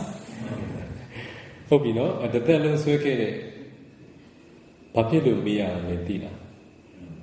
ဒီပြဿနာကြီးလို့မေးတာအာနာပါနရှုတဲ့ယောဂီတွေလေမမှတ်ပဲနဲ့ထိတာမှတ်နေကြတာကယာဂန်လုံးသိများတယ်ဒါကြောင့်ကမ္မထံဘယ်တော့မှမကြည့်ထောင်သမာဓိလည်းမဖြစ်နိုင်ပြဿနာပဲများတယ်နှာခေါင်းတွေတင်းလာတယ်ပြီးရင်ခေါင်းတွေခဲလာတယ်ပြီးရင်မာလာတယ်အဲ့ဒါအလုံးဟာထိတာတော့မှတ်လို့ဖြစ်တာဟုတ်ပြီနော်အခုဦးဇင်းတို့ဂရိမောက်တွေအကုန်လုံးဖွင့်ထားတော့ခုဦးဇင်းရဲ့ညာဘက်ကအခန်းကလေဝင်းနေတယ်လေဝင်းတော့ဦးဇင်းရဲ့ပါးကိုဒီမှာလေတိုးတာသိတယ်ဒါပေမဲ့ဒီဘက်ကလေမသိဘာဖြစ်လို့လဲသင်္ကန်းအုပ်ထားခန္ဓာကိုယ်လာထိပိုင်ဝင်ရှိလားမရှိဘူးဒါဆိုရင်လေဘာဖြစ်လို့သိရထိလို့သိတာဟုတ်ပြီနော်လေလာမထိဘူးဆိုရင်သိလားမသိပါဘူးဒါဆိုရင်ဒီနားတစ်ဝိုက်မှာလေကိုသိပြီဆိုရင်ထိလို့လားမထိလို့လားထိလို့ပါဘူးဒါဆိုရင်ထိတာကိုရှာဖို့လိုသေးလားမလိုပါဘူးအေးအဲ့ဒါအရေးကြီးတယ်ဟုတ်ပြီနော်ဒီနားတစ်ဝိုက်မှာဉာဏ်လေးဖြန့်ကျက်ပြီးကြည့်လိုက်ပါလေပင်သားလေးလာထိနေတယ်လေဒီနေ့လေပင်သားလေးအာယုံရတယ်အာယုံရတဲ့နေရာထိလို့ပဲမဟုတ်ဘူးလားမထိရင်သိနိုင်ပါမလားသိနိုင်ပါဘူးဒါဆိုရင်ထိတာရှာစရာမလိုတော့ဘူးထိတာတော့ရှာရင်ဘာလို့လဲထိတာကိုတော့မှတ်တယ်ထိတာမှတ်ရင်အာနာပါနကမ္မထံမဟုတ်တော့ဘူးဓာတ်ကမ္မထံဘက်ကိုပြောင်းသွားပါလိမ့်မယ်ထိတာတော့မှတ်တော့မိမိတို့ခန္ဓာကိုယ်အတွေ့အထိတွေထင်ရှားလာမယ်ဓာတ်သဘောတွေထင်ရှားလာမယ်မာရာတွေထင်ရှားလာမယ်တွန်းတာတွေထင်ရှားလာမယ်နှာခေါင်းတွေခဲလာမယ်နှာခေါင်းကြီးပိတ်သွားမယ်ဓာတ်ကြားရွှင်ခေါင်းတွေခဲလာမယ်ပြီးရင်ဓာတ်တွေလွန်ခဲလာပြီးလို့ရှိရင်မျက်လုံးမှိတ်တာနဲ့တင်းပြီးနေလိမ့်မယ်အဲ့ဒီလိုဖြစ်ပြီးဆိုရင်တော့တော်တော်ကိုပြင်ရပြီဟုတ်ပြီနော်ဒါကြောင့်မို့ဦးဇင်းတို့မှန်ကန်သောနိလန်းနဲ့အာနာပါနကိုရှုပွားဖို့လိုအပ်တယ်ဒီနေရာလေးမှာကျမ်းကိုနဲ့ထပ်ပြီးတော့အားဖြည့်ပေးပါမယ်ဝိတ္တုတိမထဲမှာအာနာပါနကမ္မထံဘယ်လိုကျင့်ရမလဲဆိုတာတိတိကျကျတိတိပပဂဂနနာစီကံဒီလံပေးထားပါလေဖုထဗုဒ္ဓကာတိပနတသိထပိတဝဘာဝိတ္တေဝဘာဝနာတံပိစတိတဲ့အဲဒီစီကံအတိုင်းသွားရင်တော့ဓမ္မတိဖြစ်တော်မယ်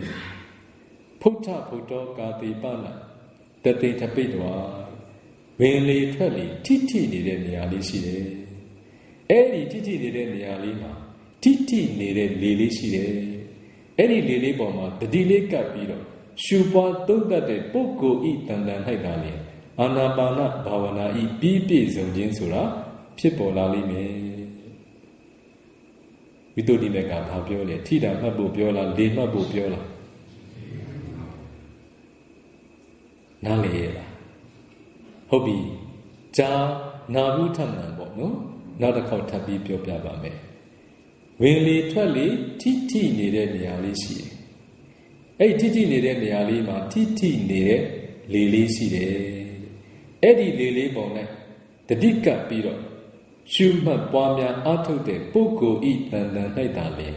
အာနာပါနဘာဝနာဤပြီးပြည့်စုံခြင်းဆိုတာဖြစ်ပေါ်လာလိမ့်မယ်ဝိတ္တုတိမကထိတာမှတ်ဖို့ပြောလားလေမှတ်ဖို့ပြောလားလေကိုဘယ်နေရာကမှတ်မယ်လို့ပြောတယ်ထိတဲ့နေရာလေးကလေလေးကိုမှတ်ရမယ်ဦးဇင်းတို့အခုဒီဟာအာဂါသဟင်းလေးမင်းကြီးထဲမှာဖတ်ဆုပ်စရာရှိလားမရှိပါဘူးလေကိုဖတ်ဆုပ်လို့ရမလားမရပါဘူးလေတော့မရှိဘူးလားရှိပါဘူးဒါပေမဲ့ဆွဲစရာနေရာရှိလားမရှိပါဘူးမရှိရင်မှတ်လို့မရဟုတ်ပြီနော်ထိတာမရှိရင်တော့မှတ်လို့ရမှာလားမရပါဘူးဒါပေမဲ့ထိတာကိုမှတ်ရမှာလားအဲ့ဒါသိရေးကြည့်တယ်နော်ထိတဲ့နေရာသည်ဖတ်ဆုပ်ဖို့နေရာလေးဖြစ်တယ်ဘယ်သူကိုဆုပ်အောင်မလဲလေကိုဖတ်ဆုပ်အောင်ထိတာကိုသွားဖမ်းလို့မရဘူးဒါဆိုရင်လေလေးကိုမှတ်ရမယ်ဟုတ်ပြီနော်အဲ့တော့ထိတဲ့နေရာလေးကလေကိုမှတ်တဲ့အတွက်ထိတာလေးကိုနည်းနည်းပါးပါးတော့သိပါလိမ့်မယ်မသိတော့မရှိဘူးဟုတ်ပြီဒါပေမဲ့သူ့ကိုရည်ရွယ်ပြီးတော့မမှတ်ရဘူးထိတာကိုမှတ်မယ်ဆိုပြီးတော့ရည်ရွယ်ပြီးမမှတ်ရဘူးမှတ်ရင်အာနာပါနကမ္မဋ္ဌာန်းကြီးပွားမှုတိုးတက်မှုဘယ်တော့မှမဖြစ်ဘူး ဒုက္ခတွေပဲနောက်ဆုံးဖြစ်နေတယ်ဟုတ်ပြီနော်ဒါဆိုရင်အဲ့ဒီလေလေးကိုထင်ရှားအောင်တော့လုပ်ပြီးရှုရမှာထင်ရှားရှားမှတ်ခွင့်ရအောင်ပြင်းပြင်းရှုရင်ရောကောင်းမလားအဲ့ဒီလိုရှုရင်တော့ဘုရားနီးတော့မဟုတ်တော့နီလန်းတော့မကြတော့ဘူးဒါဆိုရင်ဘယ်လိုရှုရမလဲ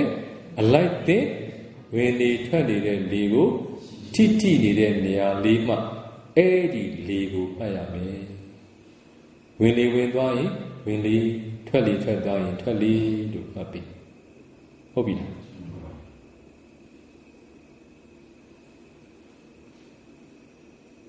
အာနာပါနဘာဖြစ်လို့မှတ်ရမှာလဲသမာဓိတူတော်မူဒါဆိုရင်သမာဓိဆိုတာဘာကိုပြောတာလဲဆိုတဲ့မေခွန်းလေးကိုပြန်မေးချင်ပါလေသမာဓိဆိုတာဘာကိုပြောတာလဲဘယ်သူတွေသမာဓိဖြစ်တယ်လဲ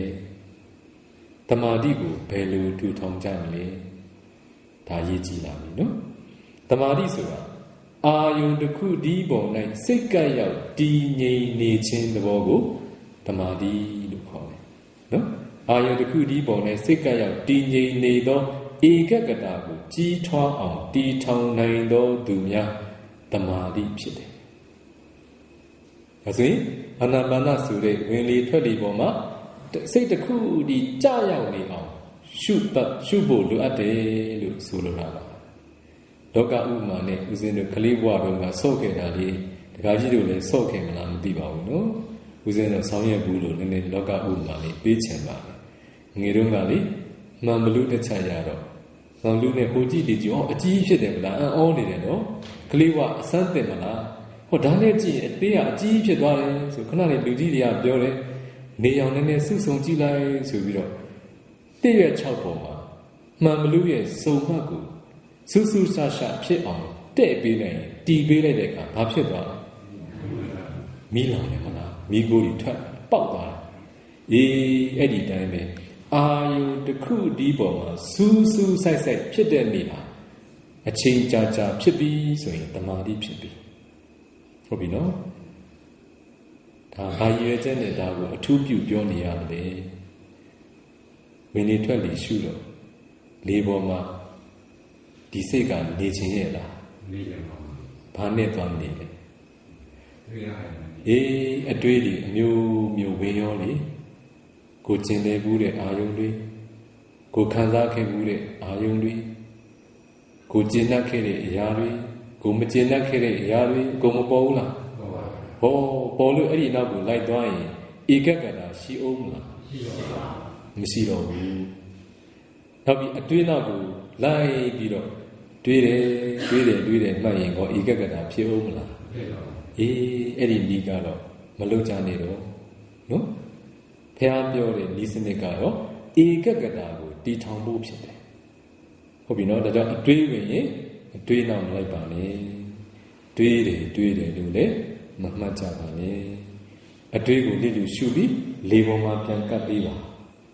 ဟုတ်ပြီနော်အဲ့လေပေါ်မှာအမြဲတမ်းပြန်ကပ်နိုင်အောင်ကြိုးစားပြီးဦးဇင်းတို့ရဲ့စိတ်ဟာအာယုန်တစ်ခုဒီ၌ပျော်သလားအာယုန်တူတူ၌ပျော်သလားဒါဆိုအာယုန်တစ်ခုဒီ၌မပျော်သောစိတ်ဟာဦးဇင်းတို့ရဲ့စိတ်တဘာဝဖြစ်တယ်အာယုန်တူတူ၌ကျင်လေကျဆားမှုသည်ဦးဇင်းတို့စိတ်ရဲ့အလိအထဖြစ်တယ်ဒါဆိုရင်ဦးဇင်းတို့ရဲ့အလိအထနဲ့စန့်ကျင်တဲ့အလုပ်တစ်ခုလို့တရားကျင့်တဲ့အလုပ်ကိုမဆိုထိုက်ဘူးလားဒါဆိုရင်ကိုယ့်ရဲ့အလိအထနဲ့စန့်ကျင်နေတဲ့အတွက်ကြောင့်မို့ခက်သလားလွယ်သလားခက်တယ်အဲဆိုအာယုတူတူနောက်ကိုလိုက်ရရင်ဒကာကြီးတို့ကြိုက်မလားမကြိုက်ဘူးလားဟောကိုယ်စိတ်ရိုက်ပဲလေဟုတ်ပြီနော်မိလောင်ရလေပင့်ဆိုတာအဲ့ဒါပြောတာပဲတူတယ်နော်ကိုယ်ကြိုက်ပဲလေဒါဆိုရင်အဲ့ဒီအတွေးနောက်ကိုလားမှတ်ခွင့်ရမယ်ဆိုရင်တော့ဒကာကြီးတို့အကြိုက်နေမကြိုက်ဘူးလားအဲ့ဒါမျိုးကတော့တရားတော့မတတ်တော့ဘူးဟုတ်ပြီနော်မြတ်စွာဘုရားဗာမိတ်တယ်Easy to do is what is unbeneficial for oneself. လွယ်ကူတဲ့အရာတွေကအကျိုးမဲ့ပြီးတော့လွယ်တဲ့အလုပ်တွေကိုလုပ်နေကြတယ်ဟုတ်ပြီနော် Difficult to do is what is beneficial for oneself. ခက်ခဲတဲ့အလုပ်တွေကတော့ ဒီနေ့အကျိုးရှိပြီးတော့ခက်ခဲတဲ့အလုပ်တွေကိုတော့လုပ်ဖို့ရန်မလွယ်ကြဘူးဟုတ်ပြီနော်ဒကာကြီးတို့တွေကအလွယ်ကြိုက်တဲ့ပုဂ္ဂိုလ်တွေလားအခက်ကြိုက်တဲ့ပုဂ္ဂိုလ်တွေလားအလွယ်နဲ့အခက်နဲ့ရွေးချယ်ခွင့်ရှိမယ်ဆိုရင်ဒကာကြီးတို့ဘယ်ဟာရွေးမလဲအတွင်းနောက်ကိုလိုက်တာနဲ့အာယုတစ်ခုတည်းနဲ့နေခြင်းကိုဒကာကြီးတို့ရွေးကြရမယ်ဆိုရင်ဘယ်ဟာရွေးမလဲအာယုတူတူကိုရွေးမှာပဲအဲ့ဒီနီးကတော့စိတ်ကိုယဉ်ကျေးအောင်ဆုံးမတော့နီးမဟုတ်ပါဘူးကိုယ့်ရဲ့ဇယိုက်ကိုပြန်ပြီးတော့မီးလောင်ရလေပင့်ခြင်းမျိုးပဲဖြစ်တယ်ဟုတ်ပြီနော်အဲ့ဒါဆိုလို့ရှိရင်အဲ့ဒီအလုပ်ကိုဦးဇင်းတို့မလုပ်နဲ့တော့လေ့ကျင့်တယ်ဒီနည်းတရားအထုတ်တယ်ဆိုတာမယဉ်ကျေးသောစိတ်ကိုယဉ်ကျေးအောင်ဆုံးမခြင်းကိုတရားအထုတ်ခြင်းလို့ခေါ်တယ်ယဉ်ကျေးအောင်ဆုံးမနိုင်သောနေ့အမှန်တရားသိတဲ့နေ့အမှန်တရားသိသောနေ့နိဗ္ဗာန်ကိုအာရုံပြုသောနေ့နိဗ္ဗာန်ကိုအာရုံပြုသောနေ့ဟာအပေတကားကြီးပိတ်သောနေ့ပဲဒါဆိုဒကာကြီးတို့အာယုတစ်ခုတည်းနဲ့မနေတတ်သောစိတ်ကိုမယဉ်ကျေးသောစိတ်လို့ခေါ်တယ်အာယုတူတူနောက်ကိုမွေ့လျော်နေသောစိတ်ကိုမယဉ်ကျေးသောစိတ်လို့ခေါ်တယ်ဒါဆိုဒကာကြီးတို့အနေနဲ့ယဉ်ကျေးသောစိတ်ဖြစ်အောင်အာယုတစ်ခုတည်းပေါ်မှာစိတ်ကပ်ရောက်တည်ငြိမ်နေအောင်လေ့ကျင့်ပေးရမယ်ဟုတ်ပြီနော်ဒါဆိုအတွေးတွေဝင်လေအတွေးနောက်မလိုက်ပါနဲ့ဒီလူရှုပြီးလေးမပြန်ကပ်ပြီးပါဒါတခါကြီးတို့ကိုယ်တိုင်ကြင့်ကြံကြရမယ်ဦးစင်းတို့ကလမ်းပြပေးတော်သူပဲဖြစ်တယ်ဟုတ်ပြီနော်ဟုတ်ပြီနောက်တစ်ခုမိနစ်20 30လောက်ကြာရင်ဒုတိယမှုအချိန်တစ်ခုရောက်တဲ့အခါဘယ်ဘက်ဒူးကောင်းညာဘက်ဒူးကောင်းတစ်ဖက်ဖက်မှာနာကျင်တာလေးတွေဖြစ်တတ်တယ်နာကျင်တယ်ဆိုလို့ရှိရင်ဒကာကြီးတို့ဘာလုပ်ချင်လဲဟုတ်ပြီ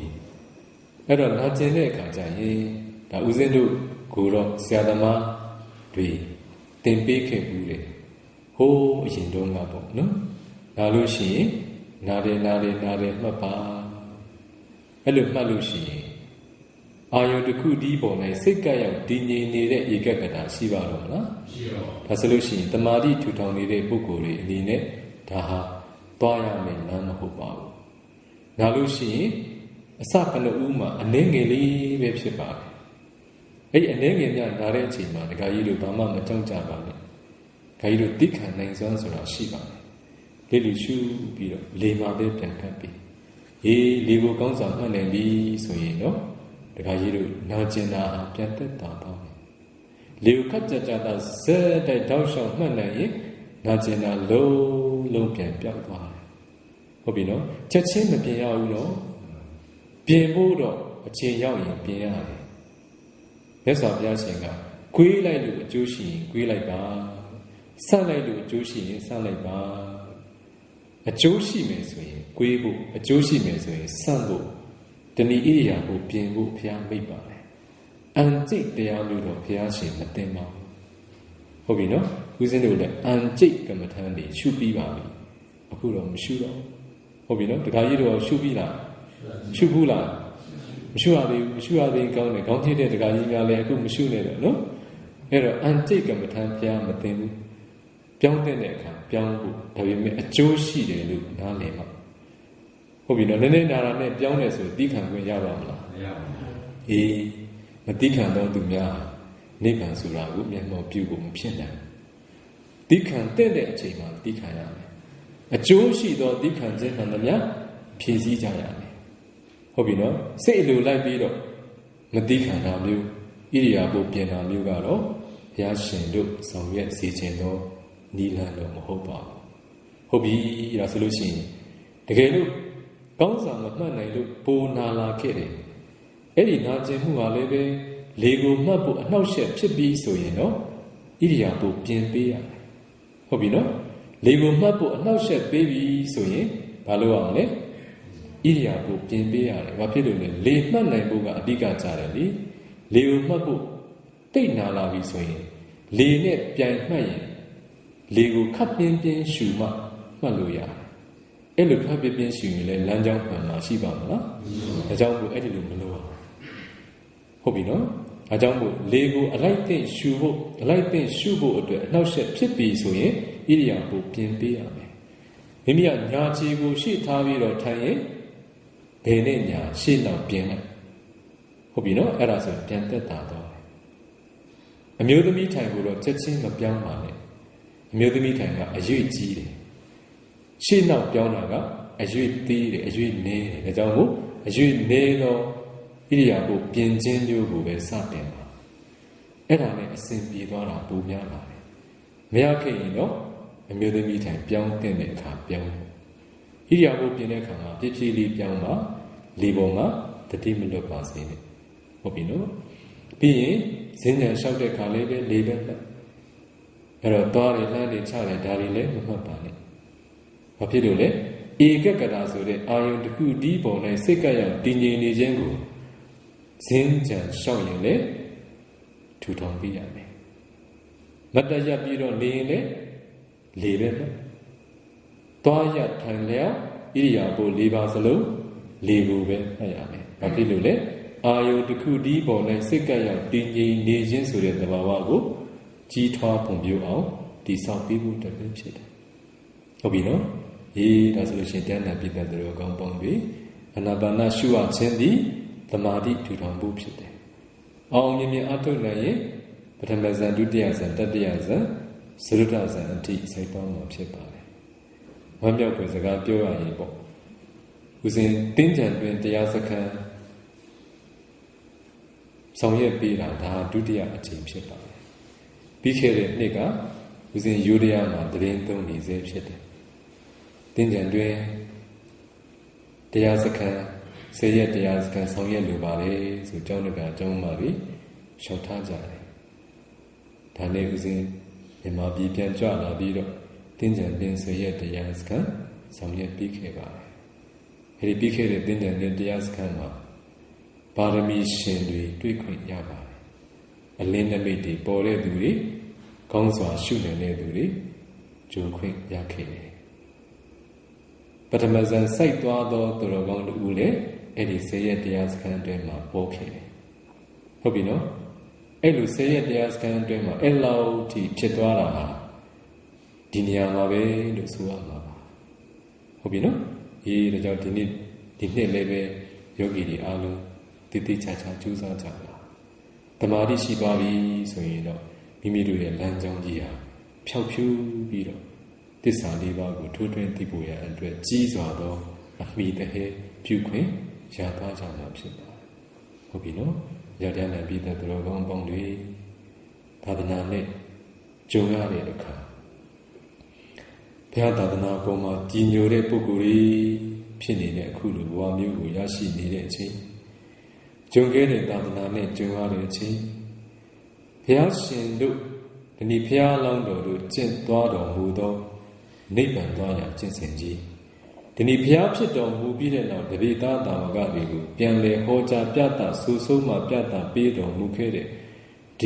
ဒီရှေးဟောင်းကျင့်စဉ်ရှေးဟောင်းလမ်းဟောင်းကျင့်စဉ်ကြီးကိုဒီနေ့ဟဲဟုဖောက်တော်ရမှာဦးဇင်းတို့ပြန်လည်ပြီးပြသပေးနေပါတတဲ့နဲ့ပြည်သက်တွေအားလုံးကြုံခဲ့တဲ့သာသနာကြားရခဲ့တဲ့ဒီလိုစစ်မှန်တဲ့အဆုံးအမတွေကျင့်ရခဲ့တဲ့ဒီလိုစစ်မှန်တဲ့ကျင့်စဉ်တွေကိုစတဲ့ဘုကျင့်ကြံကြိုးကိုအထုတ်ပြီးတော့နိဗ္ဗာန်ဆိုတဲ့တရားကြီးကိုဖွင့်နိုင်တဲ့ပုဂ္ဂိုလ်တွေအပေတရားကြီးကိုပိတ်နိုင်တဲ့ပုဂ္ဂိုလ်တွေဖြစ်အောင်ကျင့်ကြံကြိုးကိုအထုတ်နိုင်တဲ့ပုဂ္ဂိုလ်တွေဖြစ်နိုင်ကြပါစေလို့ဆန္ဒပြုရင်းနဲ့အာရဏတတိကမထယုဇထဗုဒ္ဓသာသနီဒုနာထာမိစုနောတိနန္ဒလာကာရဝကုံဇရောဗုဒ္ဓသာသနီဖျားမြတ်စွာသာသနာတော်၌အာရဏတအထုကြကုန်လောနိဂမထာထမြောက်ကြောင်းလုံးလာကိုပြုကြကုန်လောယုံဇထာဘာဝနာနှင့်ရှင်တော်လုံးလာကိုအထုကြကုန်လောကုံဇရောစင်မြောင်ကြည်သည်နလာကာရကျွေကိုဒုနာတိဝါဖြစ်စီပြီးတကဲ့သို့မေဇုနော30နိုင်ငံပိုင်ဆန်ဆိုးနှင့်ရှင်ပေမိပေနံစစ်တီကို ဒုနာထာဖြစ်စီကြကုန်လောဣတိတို့ထေရောဘိဗုမထေမြတ်တိဝေါစာကရုဏာရှိတာမေတ္တာဖြင့်ဟောကြားတော်မူခဲ့ပါပေသတည်း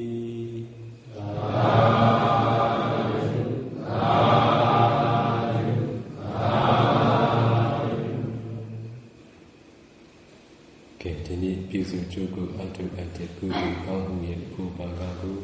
အမြတ်တမ်းပေးပေးကြစို့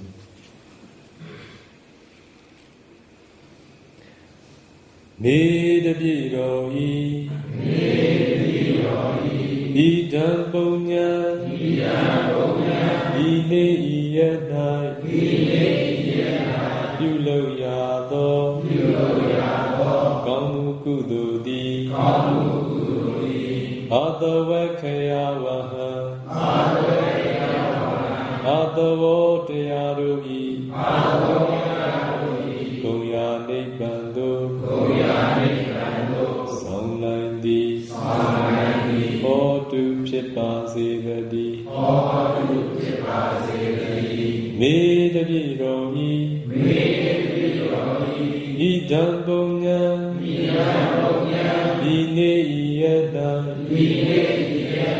ပြုလုပ်ရသောကောင်းမှုကုသိုလ်သည်နိဗ္ဗာနတ္တနိဗ္ဗာန်သို့ရောက်ခြင်းဤ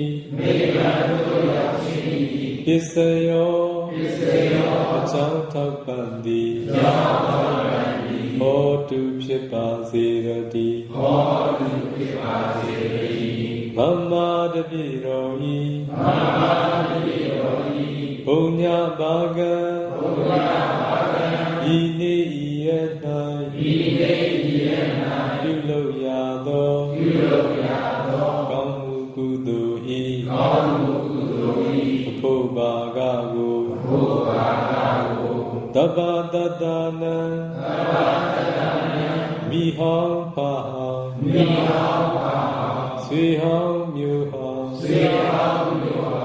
ရာသမားပေါင်းတို့အား၎င်းအိမ်ဆောင်နှင့်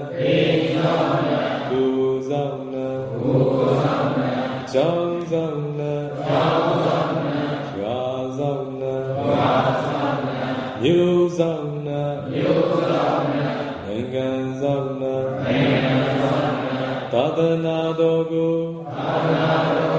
ဆောက်ရှောက်မြဲရှိကြကုန်သောနတ်မြတ်နတ်ကောင်းနတ်ပေါင်းတို့အား၎င်းကြာမင်းကြီးအား၎င်းယမမင်းကြီးအား၎င်း32ဘုံကျင်လေကြကုန်သောတတဝနန္ဒတို့အား၎င်းပါစေမိမြတ်ပေဝေပါ၏ဒေသပေထိုတတဝတို့သည်မေတ္တပြည့်တော်နှင့်သမထတုထမြဘုံညာဘာကံကောင်းမှုကုသိုလ်ဤဘုဘာကကိုတဗံတုရရှိကြပါစေကုန်သတည်းကုသိုလ်အမြတ်ပြုတော်မူကြပါကုန်သောသာဓု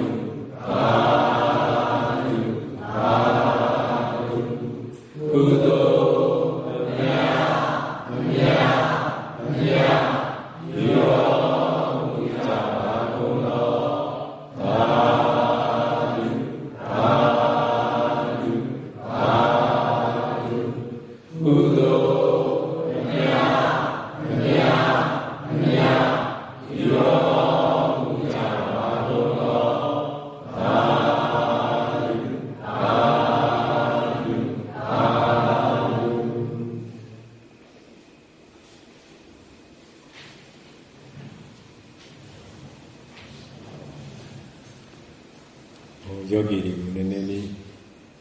ပြောပြချင်တာက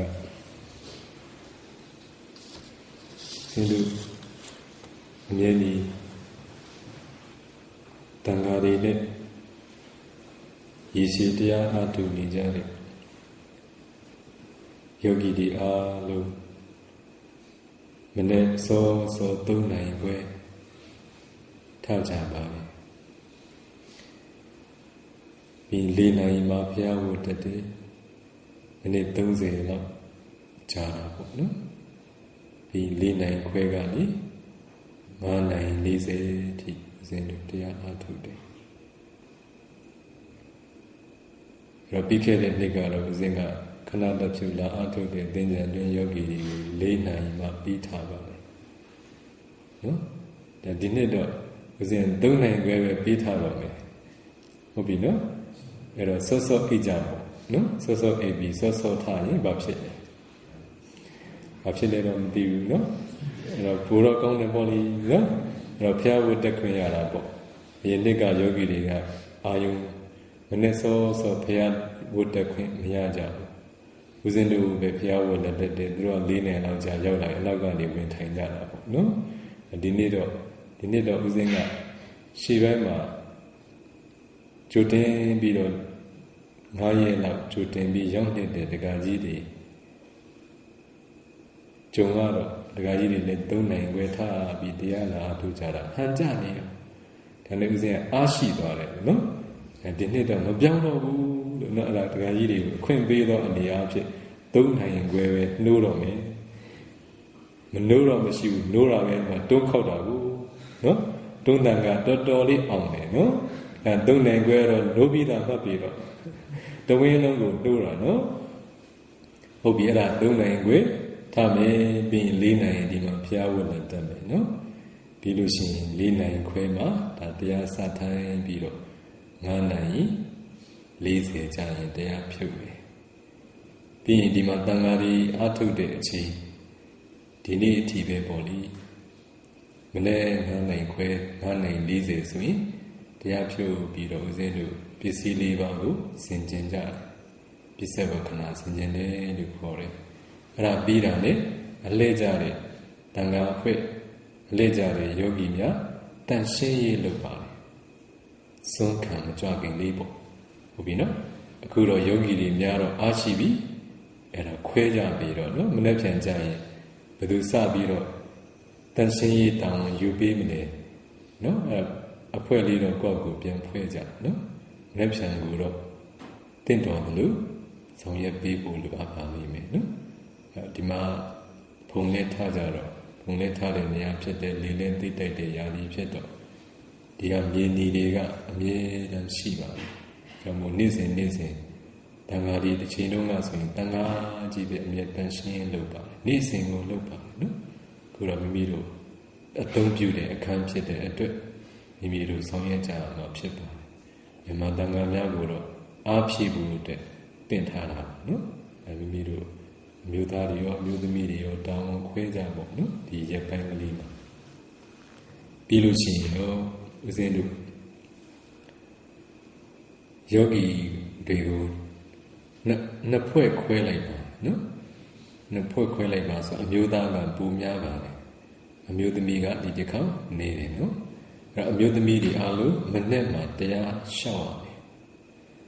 အဲ့တော့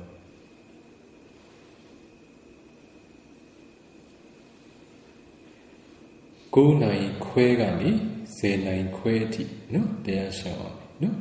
မနေ့9 နိုင်ခွဲကနေ10 နိုင်ခွဲအဲ့တော့ညနေနေ့လေကြာရင်2 နိုင်ခွဲကနေ3 နိုင်ခွဲအထိအမျိုးသားတွေတရားစီရမယ်အဲ့တော့ဆုံးဖုံးပြီးတဲ့အခါကျတော့အမြဲတည်းတန်ဃာတွေတရားစစ်ကြပါတယ်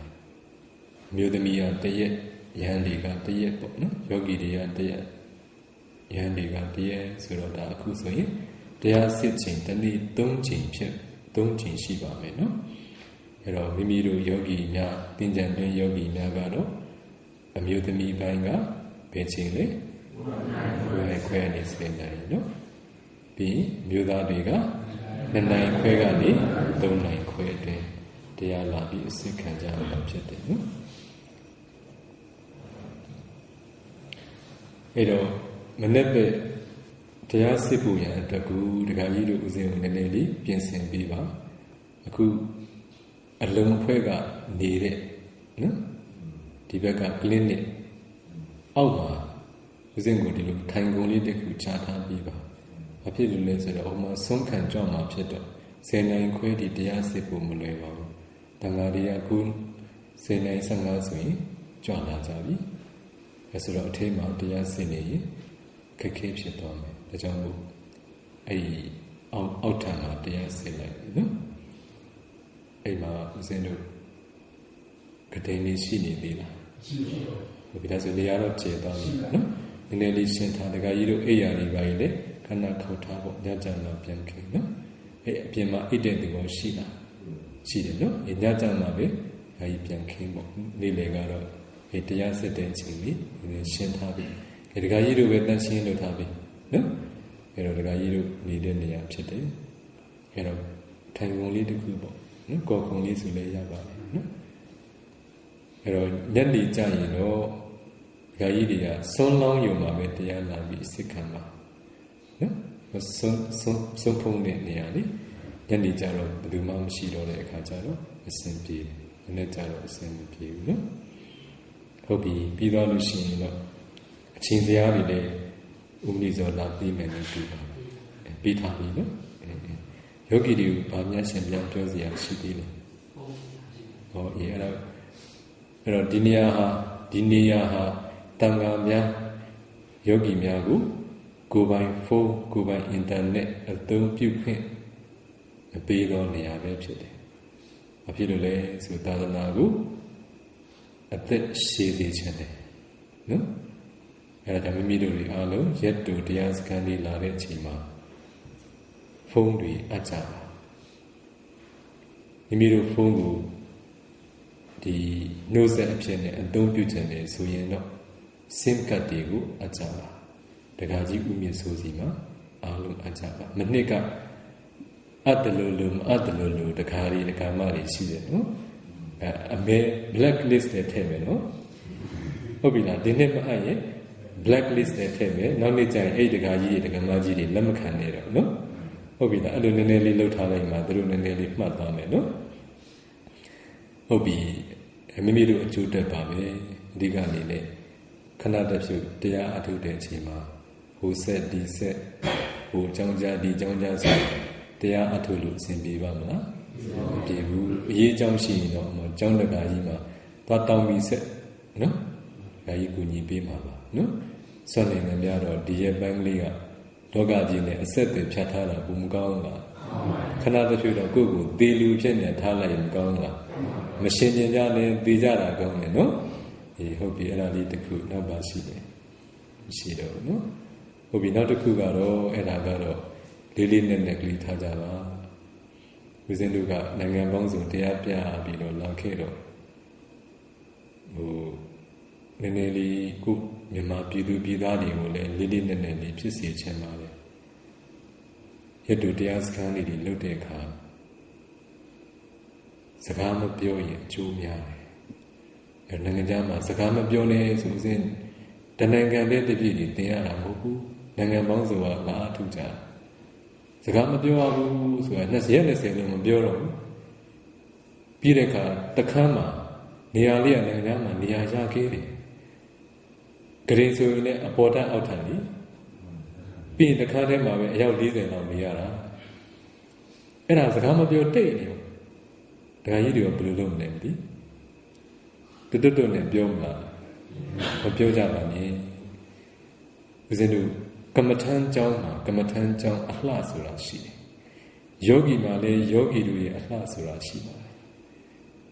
ဆုံးလေးဖုံးတော့ဝိုင်းဖွဲ့ပြီးတော့ပျော်ဝဲစားထွက်လာကြလားမသိ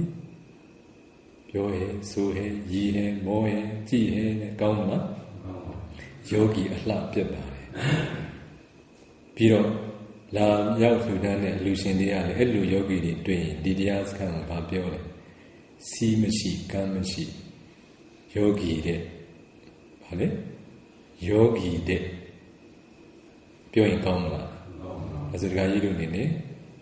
Lu Alushi, a piercing garo. Sakama Biovene, Niram you Alu, Niram you don't check out. A ye gilo. Biozia is seen in the Papa. Tabi me, Pulu Yetu Diaskama, Mabiove Ninaye. Do good, alone they are Gunia Yapa. Do Ale Sabio, go Ale Sabio. Tabuzedu is Yakem Hola. Hope you know? Yamari Nangaya, Pionejara. Hope you know? Nangadaria day, Yamaria, Pionejara, Kubi Maria, the Gabio Marit, no? Hope you Kuti Maro, Rani, Yogi Allah, Mapiacha Hazini, Kamatan Jong Alale, Mapia Bazini, Era Unizo Dalin, Matare, Dangamalin, Matavale, Yogi Mazagabio. No? And they look pizza, no? Malopia in a book on a book. Hobina. Tamele, Tangamia, the Tipi Wudeka, Mianeka, Beyogi Pipsit. And they did Maklin and Niva. Pavelu, Lily would not be Niva. Elu Juzaye, a Jew Piton Valley. Pena in the Uzinga, the Kama, they all be Tanzim Valley. Yeshi Atu de Yogi, who's in the Van, the Khan, Yogi to Ugu, the Khan may be Tawa. Papilule. They are Yazi. Nayao Tai, a no ship ship. Jalai, no ship ship. Ye do got a piece of issue, Yeshi Sui, Macau. Yamuzi, the Yapiana, a Twijangu. Me, Piro, the John Lema, swimming them yet. Yeshi Atobi, Palamishi, the Logon, the Atobi, so you know. The Khan, the Yap, the Jangu, the Pa, the Lutabi, no? Yet do the Askan Chilu, No, don't oo, Ta Tayaraba. Elumatai and the Kairo, the Yamu, Wimayaro. Hope you know? The love a Yitagu, the Cambodia, and the Janta Tabus were in on the chin, no? Yeshi Atu de Buku, Chibi, Palamishi, Baby, so you know, and the Chow, the Pandi Arame, no? The Kama, the U, Nigriame, Eddie Queen, Bijay Mare, no? Bekale, Nimidu, the Jagu, Jakani, Atu Dome, so the Buku, Palami, Shibi, so that Tida Niha, Nimidu Lebe, Dinanjamboma, Shone, Kon Ali, Jana, Li, Chitwa, Naimare, Obino. Hobi Keta Suino, Dinia, the loss we no love, no? A shit line don't say any dominant sheep in Sheto. Dinero, Dia Atobu, they be a chi meado, no? Dinero, Gonzo. Is a Javiro, Venetia, Betching Tamle? Ay, Hobi, Keanu, Vinido, Mewate, Diadu, Dianetigo, Yashi, Yoshiro. Chinchan Chuku, Atu Nile, to Logombi, Pinanja Bazi, Luxana Buene, Usin. Piosu Jaku di Mave, Nigung Chua Padi, Drogon Pondu.